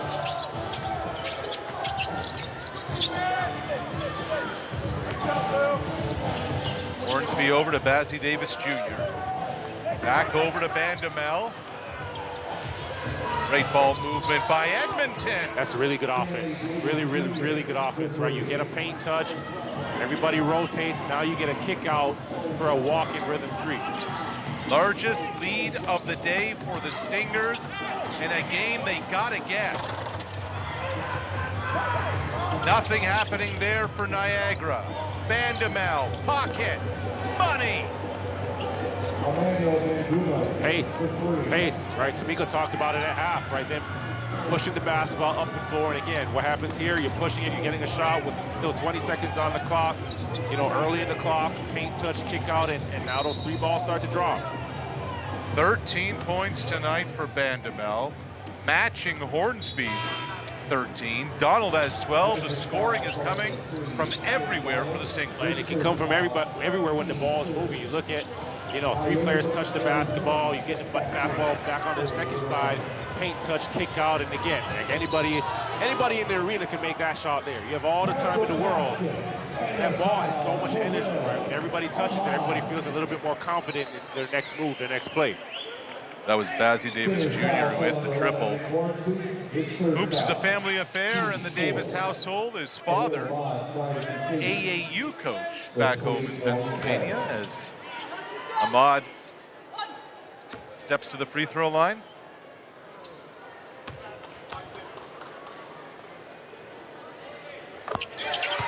Finals MVP each of the last 2 seasons, Khalil Ahmad. Leader in Niagara. And a bucket and one for Bazzie, who just stormed through the paint. Ahmad doesn't like the whistle, but a chance at a 3-point play coming up here. Yeah, they're playing with a sense of urgency, right? As soon as they get the basketball, they're not allowing Niagara to regroup at all, right? It's downhill, downhill, downhill, just really pushing it down their throats. And you can see, if you look at Niagara's body language, they're looking at one another. 5 guys on the floor, everybody's pointing a finger at, okay, whose mistake was that? Where are you?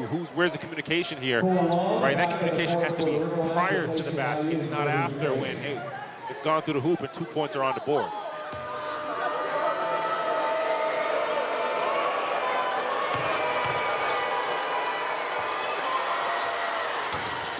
Edmonton outscored Niagara by 12 in the second quarter. Hold a 5-point edge in the third. Ahmad's 3 slips out. Davis Jr. the rebound. He goes right again, and it drops. And you know what? He gets on the floor, and that shot went up with 20 seconds still on the clock, still on the shot clock. So he's getting the basketball 3 seconds up the floor and a second at the basket. Ahmad takes business into his own hands. If you're Edmonton, that's what you have to guard against, right? You're at the Meridian Centre, and you know what Khalil Ahmad is capable of, right? This has got to be a double-digit lead going into the fourth and going into target time. Ahmad with 9 points in the third quarter. He had 8 in the first half. Like explosion, right? Davis to the basket, little in and out, high off the glass. A little nifty with that one, a little crafty. You gotta do it. Defense. Let's go courtside to Esfandiar. Hey guys, I just got an update on Makai Ashton Langford, who suffered a right hand injury earlier in this quarter and will not return for the Stingers. It's a right hand injury for Makai Ashton Langford. Guys? Yeah, Esfandiar, thanks. It happened, he immediately ran off the court. I don't know if it was his ring finger, his pinky finger. He was in considerable pain as Vinales is now whistled for the foul. And that sucks, right? Because it is 13 minutes. He was really off to a good start for Edmonton. 7 points and 4 assists to go along with 3 rebounds and 1 steal, right? Yeah. Really good start to the game for him. And it's an Edmonton team without Mike Nuga today. Yes. So suddenly your backcourt depth is taking a hit. Nuga will be back for the Stingers' next game. And after all that, Bandamel will step to the line. Lotto Max now gives you even more chances to win with new prizes of $100,000 every draw. Get your Lotto Max ticket now. Must be 18 plus.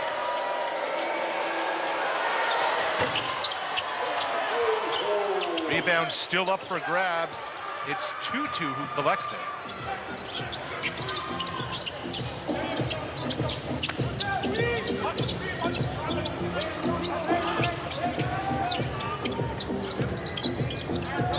Back to Tutu with 5 on the shot clock. The 3, no. And Bandamel soars to bring it in. Now Davis Jr. working on Kennedy. And a one-and-done possession there for Edmonton.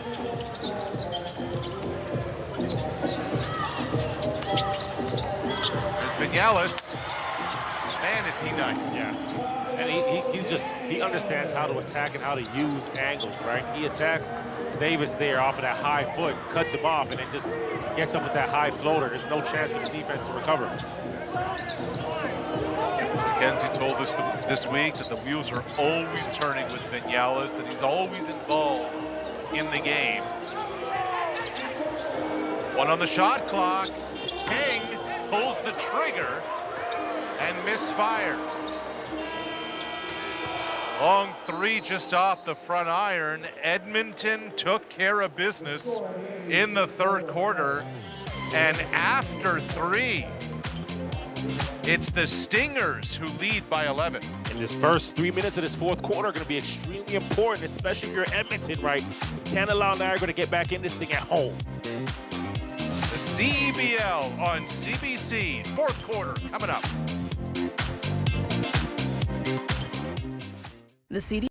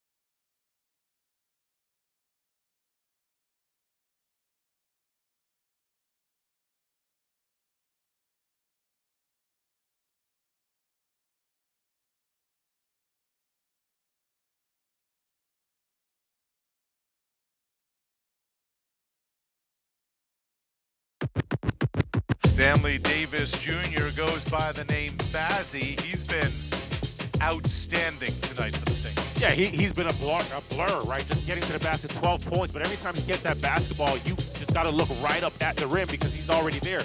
Catches it, in and out play like this, at the basket. He's playing an identity, right? Edmonton's identity right now, getting up the floor, pushing it, playing with tempo, playing with pace, and he fits that mold, fits that pedigree. He's playing exactly to that. Davis has 12 on the night. The stat you don't see there, bench points.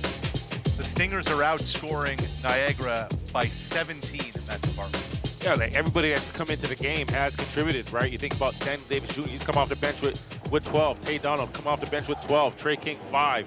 You know, Abdul Muhammad, 2, right? So anybody that touches that floor, it makes it easy because if you're just playing up-tempo, you're playing up the floor, all you have to do is play defense, rebound, get stops, and run, and the ball's going to find you.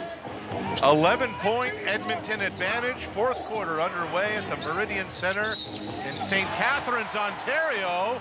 The 3-and-1 for Vinales from the pocket, and Scotty Lindsay bumped him on the way.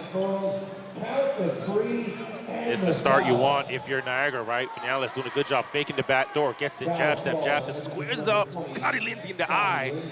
Here's 2, here's 3 rather. Really good three-point shooter. Hits it at a 50% clip from beyond the arc.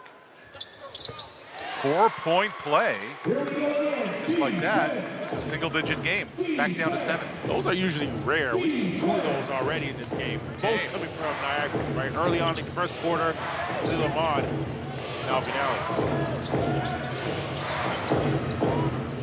Donald gives it up to Lindsay, goes to work on Vinales. Physicality all over the map, and it falls into Vinales' hands. Kimball McKenzie wanted pace, Not going to happen there. Vinales from the elbow. No good, and the rebound controlled by Davis Jr. Now Lindsay gets by Tutu and bumped on the up and up.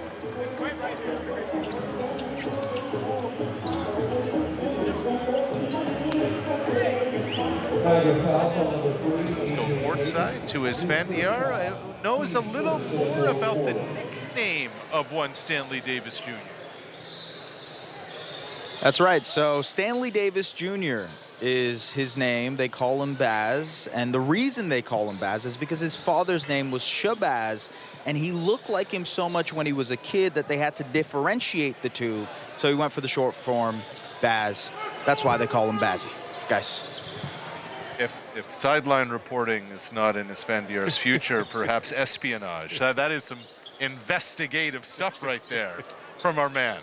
Did his job, right? Start his role. Start his role.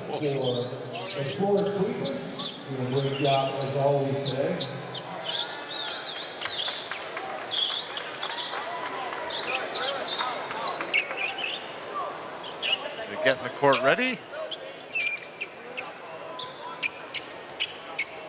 Chance to remind you that you can scan the QR code for your chance to win the ultimate CEBL Finals trip, courtesy of redtag.ca. You can score round-trip flights and court-side seats to the CEBL Finals. Visit cebl.ca/redtag for full contest details. Scotty Lindsay did not miss a free throw on Thursday, was 12 of 12 at the line. He's 1 of 2 here to extend the Edmonton lead to 8. Niagara going deep into their bench. Look at Cole Long. Doesn't see a ton of time. Pass intercepted by Tay Donald. Donald barrels through and the charge. Unis Tutu absorbed the freight train. If you're Donald, right, time and score is so important right now. You're in a 4-minute, 45-second game until target score here. Tutu just steps in front of him, right?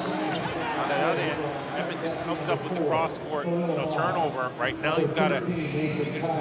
I know you want to run it. If you're Coach Baker, you live with some of those mistakes because you want to play fast. But understanding time and score is important right now because this is a completely separate game that you want to win and extend the score going into target score time. With 4 minutes to go, we get to target score time as Donald picks up his second personal.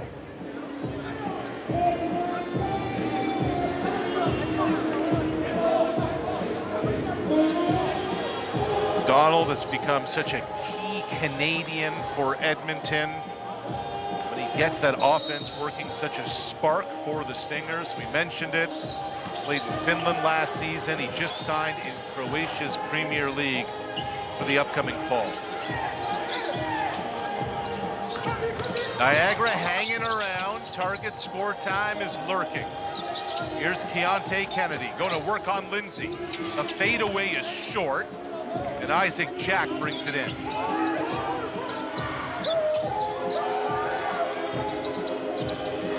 If you think you're hearing Christmas carols, do not adjust your set. It's a Christmas in July promo at the Meridian Centre, and it's raining down presents for Bazzy Davis Jr. He has 15 for the Stingers. What a gift he has been for this Edmonton team. 4-on-1 fast break. And Ahmad is wondering where the transition defense is, where his teammates are, and why he was whistled for the foul.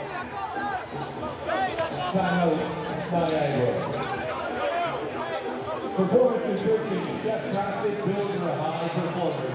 Pork and Fuel offers Chef Crafted, healthy, delicious meals. Stanley Davis Jr. from long distance. Just see this, the rhythm, teeing up. The young cats will say he's in his bag. Is that how it goes? He's in his duffel. He's in his duffel. You have any hats that look like that? Nah, I usually keep it until December. Well, the Niagara fans are out, and you can secure your seats today for numerous theme games like Christmas in July. Tickets available, riverlions.ca/tickets, or that QR code.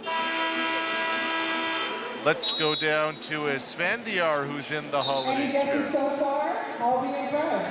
Ho, ho, ho, everybody. Yes, so it is Christmas here at the Meridian Centre, and they've been doing this for about 3 seasons now. I was talking to Game Ops, and they said that people love it so much that before the schedule comes out, they call and ask when the Christmas game is going to be to make sure that they get tickets for it. They get a chance to see the Grinch. They get a chance to enjoy the holidays in July. Fun stuff, guys. Yes, indeed. You never know what you're going to get when you get to a CEBL game.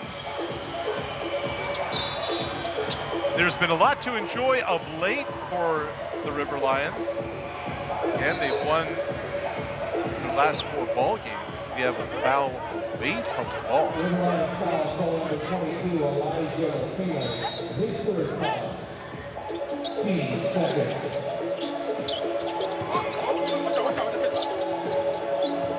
And on the shot clock for Hornsby. Made away from the elbow is Cash. That is tough. And he called it right. Wanted the basketball, wanted to clear out. They did a good job of giving him the space. He has KO, who's a tough defender, a tough matchup. Jab step clear out the little airspace. Ahmad got a step past Isaac Jack, and he was on his way to the free throw line. I like Jack. I really like Jack. Every time he's made a mistake, you can see him really just getting into himself. Like, he's his toughest critic. And you gotta appreciate that for players because you can just tell there's a passion, there's a toughness to them, and they're they won't be denied. They won't let themselves down. Jack's just getting better. He's a rookie. Again, only began playing basketball 6 years ago. Ahmad misfires on the first free throw. What a legend in this game Khalil Ahmad is. All-time leading scorer, the 29-year-old from Anaheim, California, who came to this league from Cal State Fullerton. And I've just really loved watching him play over the years because, you can always trust. Anytime the basketball is in his hands, something good is going to happen. Anytime he gets target score time, you give him that last shot, you can expect that he's going to make it, right? And it's very, very rare that everybody wants that shot, but not many guys have the capability of making it time and time again, despite how defense is covering you. Tate Donald there from deep to extend the lead to 15, and it's the over and over again part. Like, it's one thing to average 25 and 4, which Ahmad does, but the clutch gene is a different gene. Clutch gene, keep in mind, right, these defenses are designed to stop him, right? They've seen him, over the years knock down these shots. They've seen him win championships. So, the fact that he continues to do it is actually just spectacular. So 2:48 or so to go until target time. Edmonton so badly needs this, and you look ahead, their next 4, 2 against Calgary, 2 coming up against the Mamba, all Western Conference opponents. And it's a gauntlet. It is an absolute gauntlet, but if you look at the schedule, this is, for them, you want those teams. I mentioned it's important to stack wins in your conference because, the standings are so tight. If you are in a tie, you want those wins. Vinales, unconscious, 21 for Kyle Vinales. At 25 on Thursday, and now this show. Donald swings it, corner, no. Rebound brought in by Nathan Kao. You're Edmonton right now. These are going to be the longest 2 minutes of your life, right? Just get me to target time. By any means necessary. Get me there. Vinales again. Oh, boy. Timeout, Jordan Baker. Kyle Vinales is on a mission. Woke him up.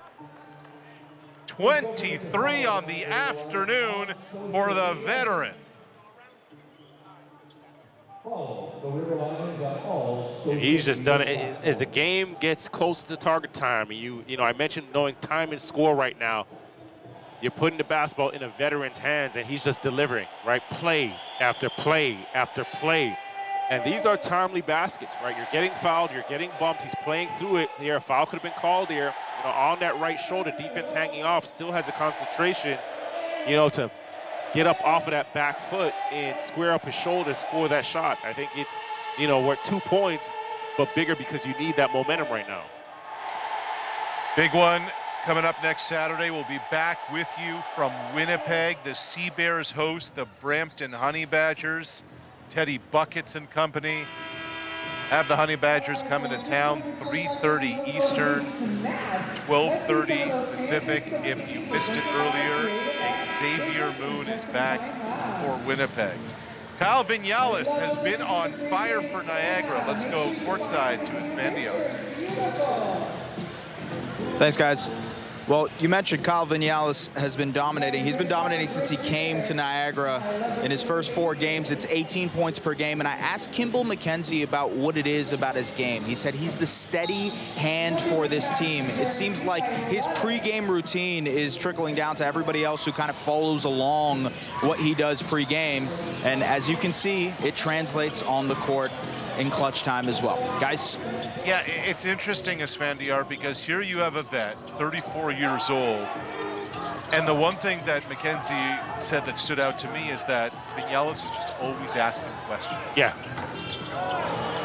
Bucket slips out, rebound brought in by Kale. That's a ton of humility, right? And you think about that, him just recently coming to the team, it's also tough for him to come in and have that immediate impact that he's had. It's something you're caught between figuring it out and not wanting to step on anybody's toes, but still performing. Right, but he's done a great job of that. His 3 doesn't go that time, and the dunk. Bazzi Davis Jr. again. 17 for Davis Jr. Largest lead today for Edmonton with less than a minute to go until target time. Deontay Kennedy dials one up to lead.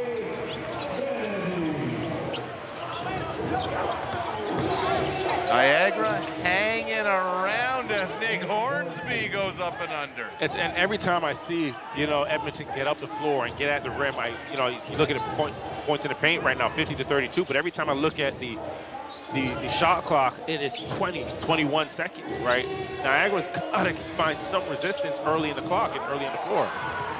KO response. It's not just 50-32 points in the paint. It's 50 of 92 on the day for Edmonton. Yeah. Next whistle is target time. And a moving screen, bodies all over the floor again.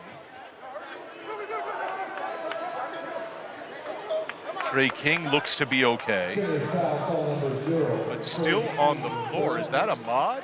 It is. Little shaken up, but he looks to be okay. An 11-point lead, and Bazzi Davis Jr. is feeling it. I feel like we've seen this over and over and over this game. Right? Just get it to the rim.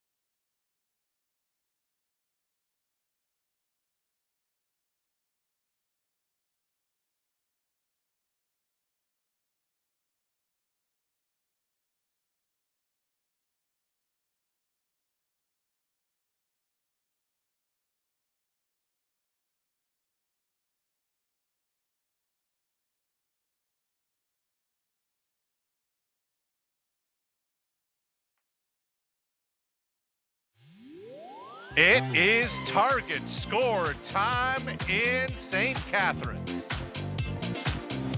Edmonton with the lead. Stanley Davis Jr., Bazzy Davis Jr., the catalyst for these Edmonton Stingers. And how about what his running mate Tay Donald has done? Without Mike Nuga today, Kai Ashton Langford banged up, the Canadian Tay Donald, 24 years young, getting it done. First to 101 will win it.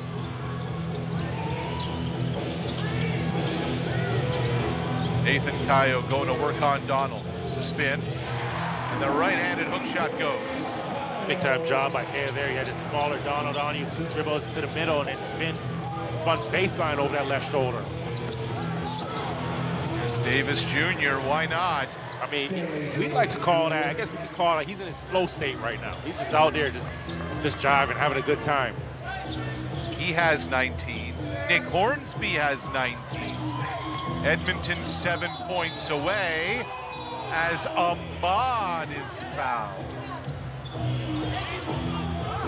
Only foul call on number 0. Davis doing what he's done all game. Again, that left to right crossover, and boom, gets to the rim so strong with the finish, right?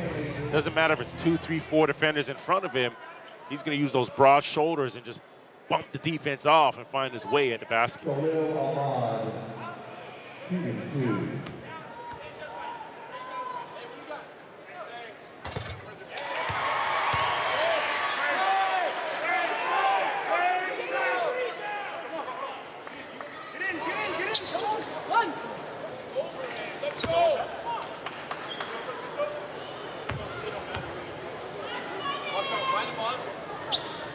Well, if it's possible for somebody to have a quiet 20 points on the night, that's what Khalil Ahmad has done today.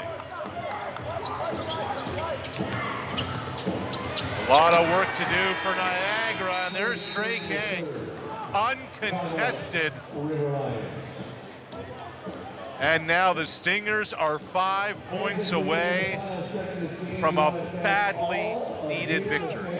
Yeah, you know, they've played with a sense of urgency, right? And here you get a ball screen here and a great roll to the basket above the rim. And that starts with Davis Jr., right? Because he's been so good at the basket, you got to pay attention to him. And now, you know, you get Trey King rolling hard to the basket because of the gravity that Davis Jr. is attracting because of the way he's played today. So Edmonton has gotten it done in so many different ways today, but Jordan Baker is going to leave the gym tonight saying to himself, I think we found something with our bench here in Niagara. Both these guys have, you know, you talk about their bench, this has been it, right? They've really come out, they played like starters. The intensity hasn't dropped off when they stepped onto the floor. Right, you look at both those guys, Davis Jr., 19 points, Tay Donald, 15 points. But it's really the intensity for me that they've come out there with that has really elevated the play of Edmonton, right? This team looks polar opposite to what we saw a couple days ago against Scarborough, right? They're playing with a sense of urgency. There's a level of intensity that they're playing with. And if you talk about the guys, you know, starting and coming off your bench, they all look like equal. It looks like you have 10 starters out there on the floor today against Niagara. River Lions came into this game winners of 4 straight. The Stingers had dropped 4 in a row. Niagara's turnaround in part thanks to 3 new additions, among them Kyle Vinales, the ball handler who hands it back to Khalil Ahmad. Vinales is 23, Ahmad is 20. Here's Vinales again, a little space on Donald, won't go. Put back, doesn't fall. Second and third chance, and Keontae Kennedy's headed to the line. Stingers foul is call number 0, Trey King the third, his 4th foul. Keontae Kennedy, shooting 2. Kennedy wrapping up his 2nd year as a pro. He started in Sweden, then went on to Portugal before finding a summer home here in Canada. Finished his college ball at Cal Berkeley. Edmonton 5 points away. Niagara needs 15. It's target score time at the Meridian Centre. Hornsby draws the mismatch. Vignales hounding him. 5 to shoot. Kick out. Davis, no. The rebound brought in. It's Vignales again.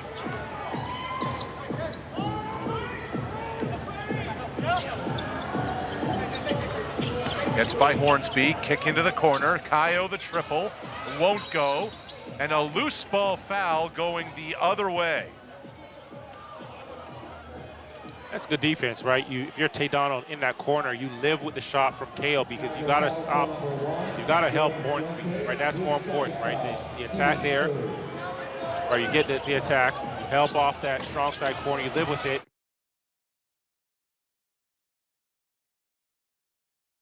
On the play. Bill Jordan Chuente with the loose ball foul. Not a lot of margin for error here for Niagara. Trying to find King, they get it to him. Going to work on Chuente. Draws the double, and it goes. Tough shot from Trey King, and now the Stingers can smell it. 3 points away. Ahmad, and 1. Jordan Baker doesn't like it, but you can count the bucket for Khalil Ahmad, who now has 22 on the night, and that's been the look of frustration we've seen all day. Yeah, and you know what? They've been on him. You know, here you can see him playing through the contact here, and King just finding a matchup he likes. It wasn't pretty here. He's going to split the defense and just chucks it up there. Puts enough air on it, and you got to put enough arc on the basketball. Give it a chance once it gets off the rim, right, for that soft roll. You know, on that last play, I'm not sure. I'm indecisive there, right? I thought Ahmad was probably going to pick up the offensive foul. There's a ton of confusion under the basket here. And this is Hornsby just working the officials and trying to distract Khalil Ahmad at the line there. 2 faces of the franchise, Hornsby and Ahmad. Stingers can win it here with a 3.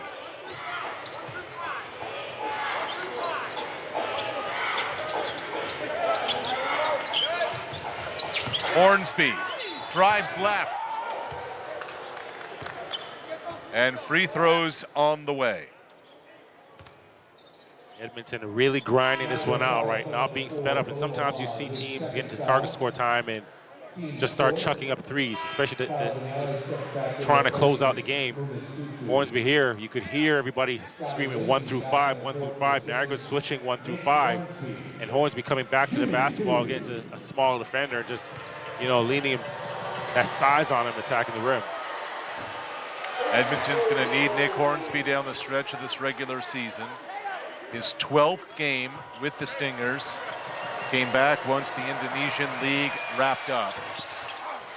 It's 1 of 2. The Stingers are within 2 as target score time rolls on in St. Catharines. It's funny, we get to target score time, and this is the slowest pace that the game has been all day. And you would think Niagara probably needs to speed it up. They need more shots on basket. They convert that shot on basket from Nathan Kayo.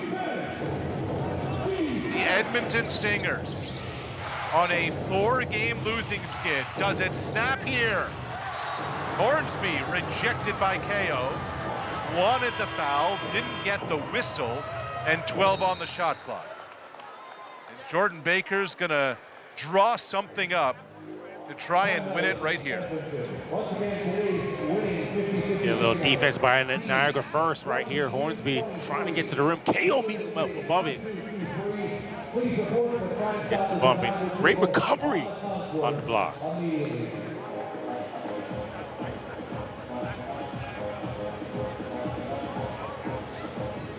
Well, you have a lot of breathing room if you're Jordan Baker. What are you drawing up with 12 to shoot and a chance to win? Well, I think, you know, what you get from them in your half court, they typically run a ton of actions just trying to find the breakdown, right? So if you get a quick breakdown and recognize it, then you're feeding that basketball right inside. Unfortunately, you know, for them, this is an 8-point game, you know, and you just need a basket, you know, to win this thing. So you don't need to, you know, shack up any threes or look for the most difficult shot, right? Getting the basketball in, maybe you can find a breakdown to defense on, you know, the inbound, but if not, you know, you still got 12 seconds on the clock to work through whatever it is that's drawn up. By the way, I have bad news for that fan sign. LeBron's not in the budget. But he's available. He is available. So Edmonton can win it with a basket here. 12 on the shot clock. Davis Jr. will be the inbounder. Go. We got it. Let's get it. Alongside Javon Shepherd, Arash Madani with you. On the call, it's Isaac Jack. The rookie. There's the break in the defense. Davis Jr. keeps it alive. Vandermel for the win. No! But it will remain Stingers ball and a third chance at it here for the Stingers. Well, they got what they wanted, right? They ran a ton of action, a ton of movement, and Jack gets a slip to the basket. Just wasn't able to convert it, but a really, really good look. Still come up with the basketball under the basket. Back to Jack for the win. No! Davis Jr. keeps it alive, and he's fouled. 5 chances in this sequence for the Stingers. Well, you know what? The winner right here, the officials, right? You heard, you know, players calling for a travel. I heard a slap. It was a no call. Perfect. That means the officials had it right. Right? You have both sides complaining for 2 different reasons. Let it to the players, leave it up to the players to decide. And Davis Jr. sticking around for a second and third chance opportunity. And you play through the whistle, right? Stanley Davis Jr. comes up with it and gets himself to the free throw line. With his back to the bucket, Davis Jr. draws the foul. Target score is 101.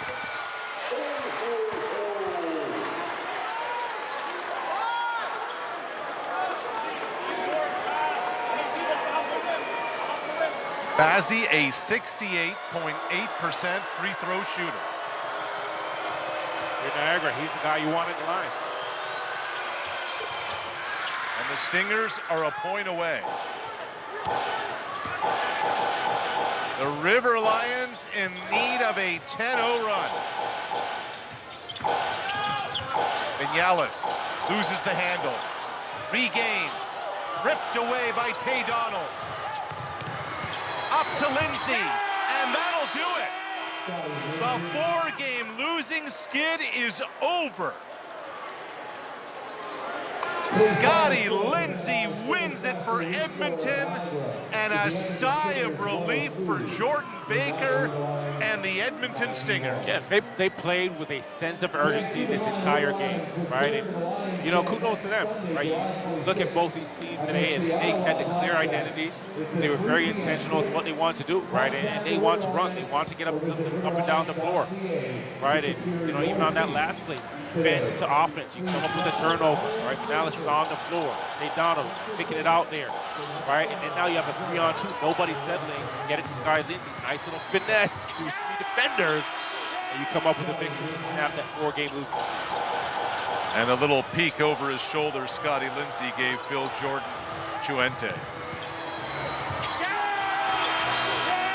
All started by Tay Donald, ripping the ball away. Yes. And what a game this has been for the 24-year-old from St. Thomas, Ontario. Edmonton without Mike Nuga today in their backcourt. They lose McKay Ashton Langford early in the game with a hand injury. And Tay Donald logging minutes. Tay Donald logging quality minutes. 15 points in 30 minutes for Tay Donald. Yeah, I thought, you know, he played with a toughness, right? He understood you know, what his role was today and what was needed from him, and he went out and did it. And, you know, I thought, you know, the game plan for Coach Baker, if we revisit our keys, right, you look at the points in the paint, 56-40, right? They took care of the basketball, right? Crashed the glass, did it, everything they were supposed to do, all the dirty things, all the things, the energy plays to come out with a victory. Today's player of the game is presented by Booster Juice. Let's go courtside to Isvandiar Bazzi Davis Jr. All right, Bazzi. 20 points in 15 minutes for you. You guys on the bench dropped 46 points. What allowed you guys to come off of the bench with this much energy? Facts. First of all, give all glory to God for this win, for sure. Second of all, we got a bench mob. Our whole team stick together. We only got 10 people. We really got 9 because one of our players got hurt. But we just stick together, give each other confidence. You guys snap a 4-game losing streak with this one. Was there a sense of desperation in the locker room before this game? It wasn't desperation, it was realization. We know each other. We know what we got in the locker room. We know we can win. We know we can compete with anybody. We just got to play and stick together. Realization it is. Yes. Thank you, Bazzi. Appreciate it. Guys, back to you. What a win. The bench mob getting it done for the Edmonton Stingers. Improved to 8-11 on the season. The 4-game losing streak is done. How bad do you need a win, Jordan Baker? He said bad. Donovan Bennett and company on the other side.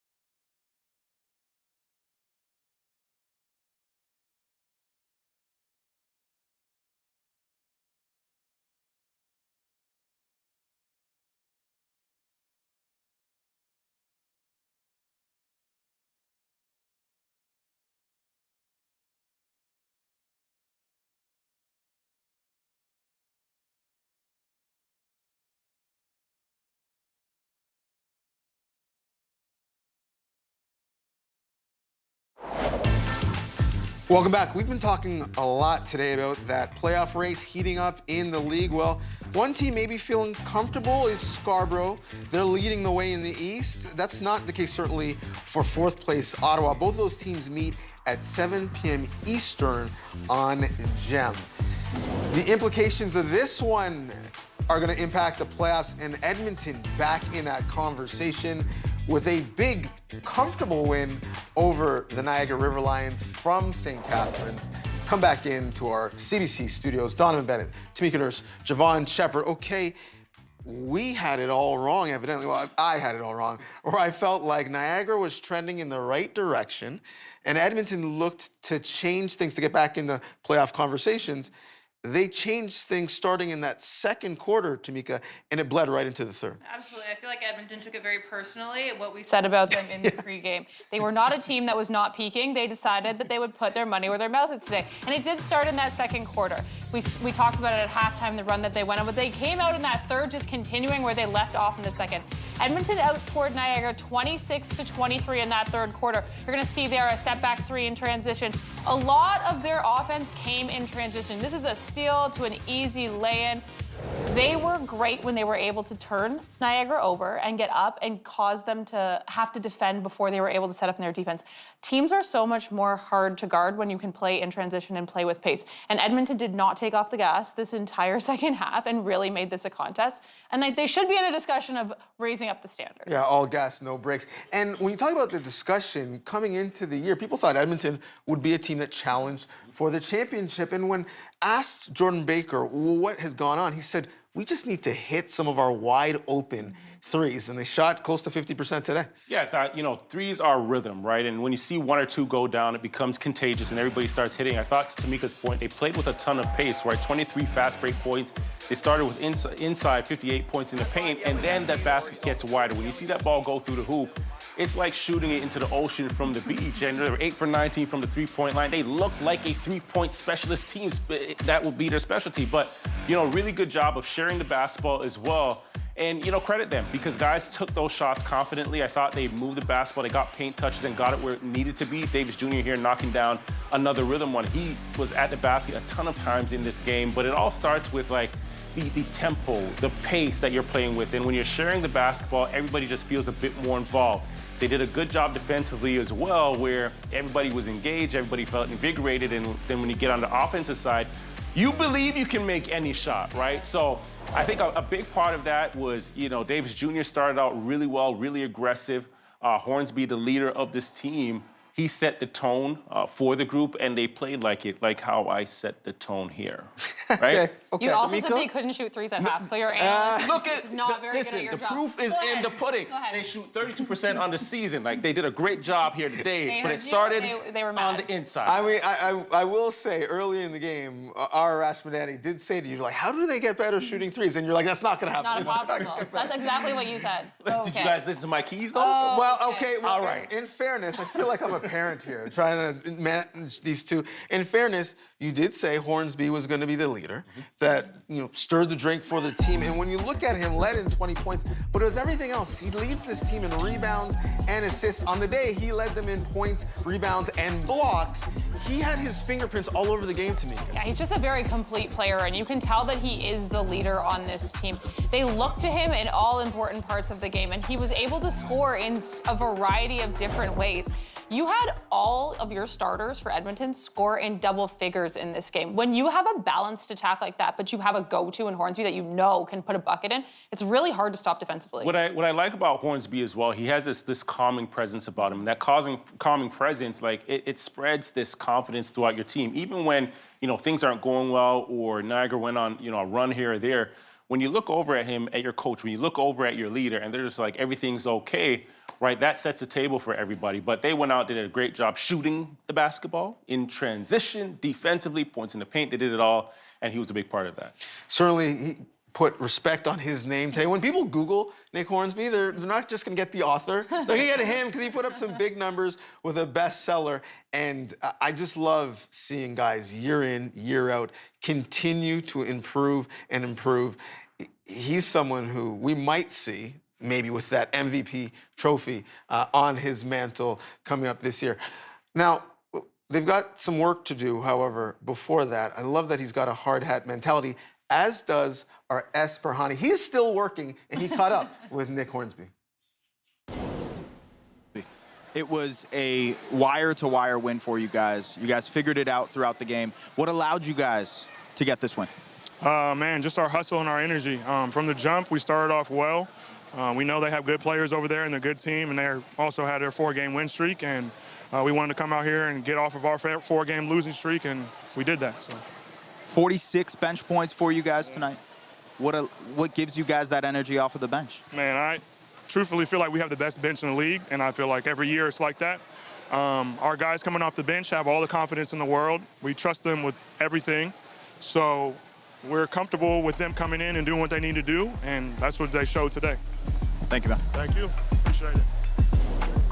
Now, all of that means we have a little bit of shuffling in the standings. Edmonton pulls ahead of Saskatchewan in the win column.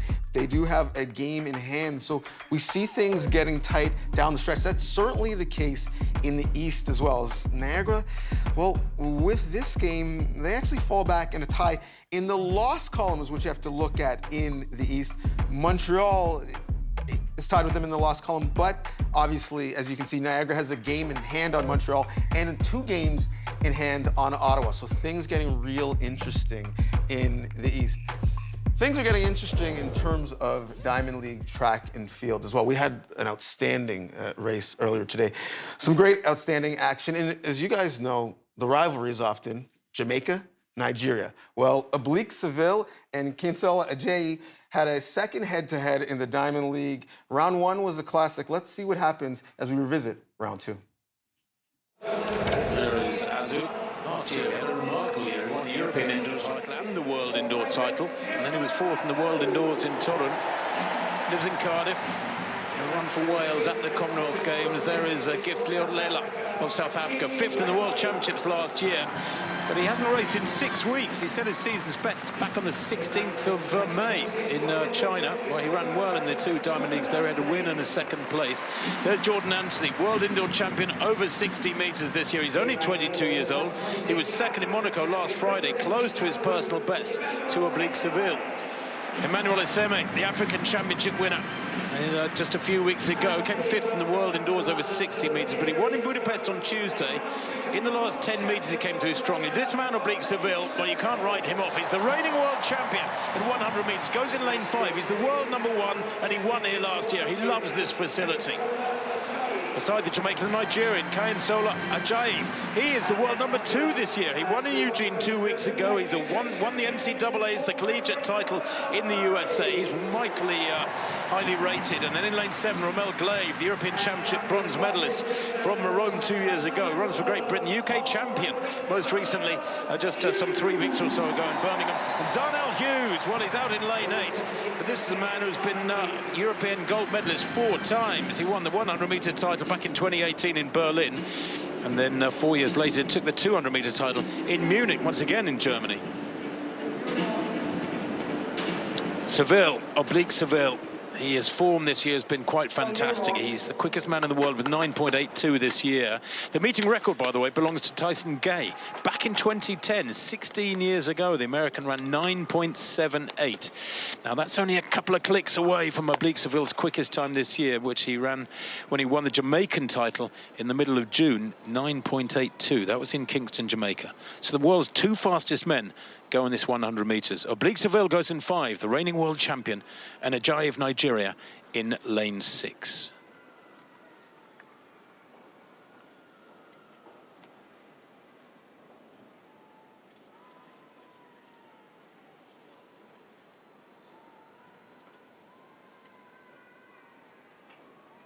Very long hold.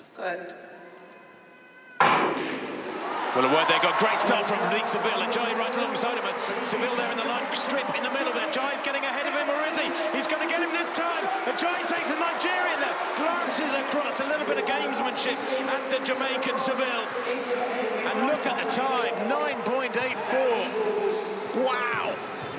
equals the national record for the Nigerian from Ajayi. It equals his own personal best. That was back in late May in Lexington, Kentucky in the USA, in the sweltering heat of the southern states of the USA.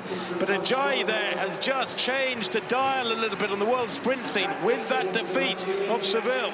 And I thought Seville was going to take it because they had a wonderful start to the Jamaican. Great running from Ramel Glave, a personal best for third place for the Briton, 9.97. And Eseme, well, he was the winner in Budapest earlier in the week, just on Tuesday, but he's rushed down to fourth place here. What a battle that was, Chris, between the big pair. Well, wasn't it? And they both got out really well indeed, and they were exchanging leads there. And Ajayi, and look at this look across to the left. That is cheeky, very cheeky indeed. The reaction from Seville was to smile. And as you rightly said, 12 months ago, it was Seville beating Noah Lyles on this very track. The margin of victory on that occasion much greater than today, and well done to Ramel Glave, as you say, a lifetime best at 9.97. He's taken out some big names there in this race, but Ajayi, oh goodness me, that's confidence, equaling his national record at 9.84. One very happy young fella there. He's only 21 years old. Kayansola Ajayi, watch for him. Going from strength to strength. What a season he's had. He won in Eugene a couple of weeks ago. He won the NCAA title. Wow, what a finishing kick. Similar to the way Edmonton finished that game. You like that? You're going to see some of those stars in Glasgow as Glasgow stepped up to host the Commonwealth Games. Many of the world's finest athletes, including Andre de Grasse, one of 25 Olympians who will represent Canada, 108 athletes in all repping the Maple Leaf, including Damian Warner, who won gold in Glasgow 12 years ago. And if you're wondering about Andre, he's strictly racing the 4x1 relay. And watch out for Ellie Black on day 2. The team final of artistic gymnastics takes place, and we'll be tracking Canadians and internationals on our coverage starting at 1:30 p.m. Eastern. The CEBL Game of the Week from Winnipeg follows. This was such an exciting one. You never know what you're going to get in CEBL basketball, including Santa Claus. Thanks for hanging out with us. This was fun.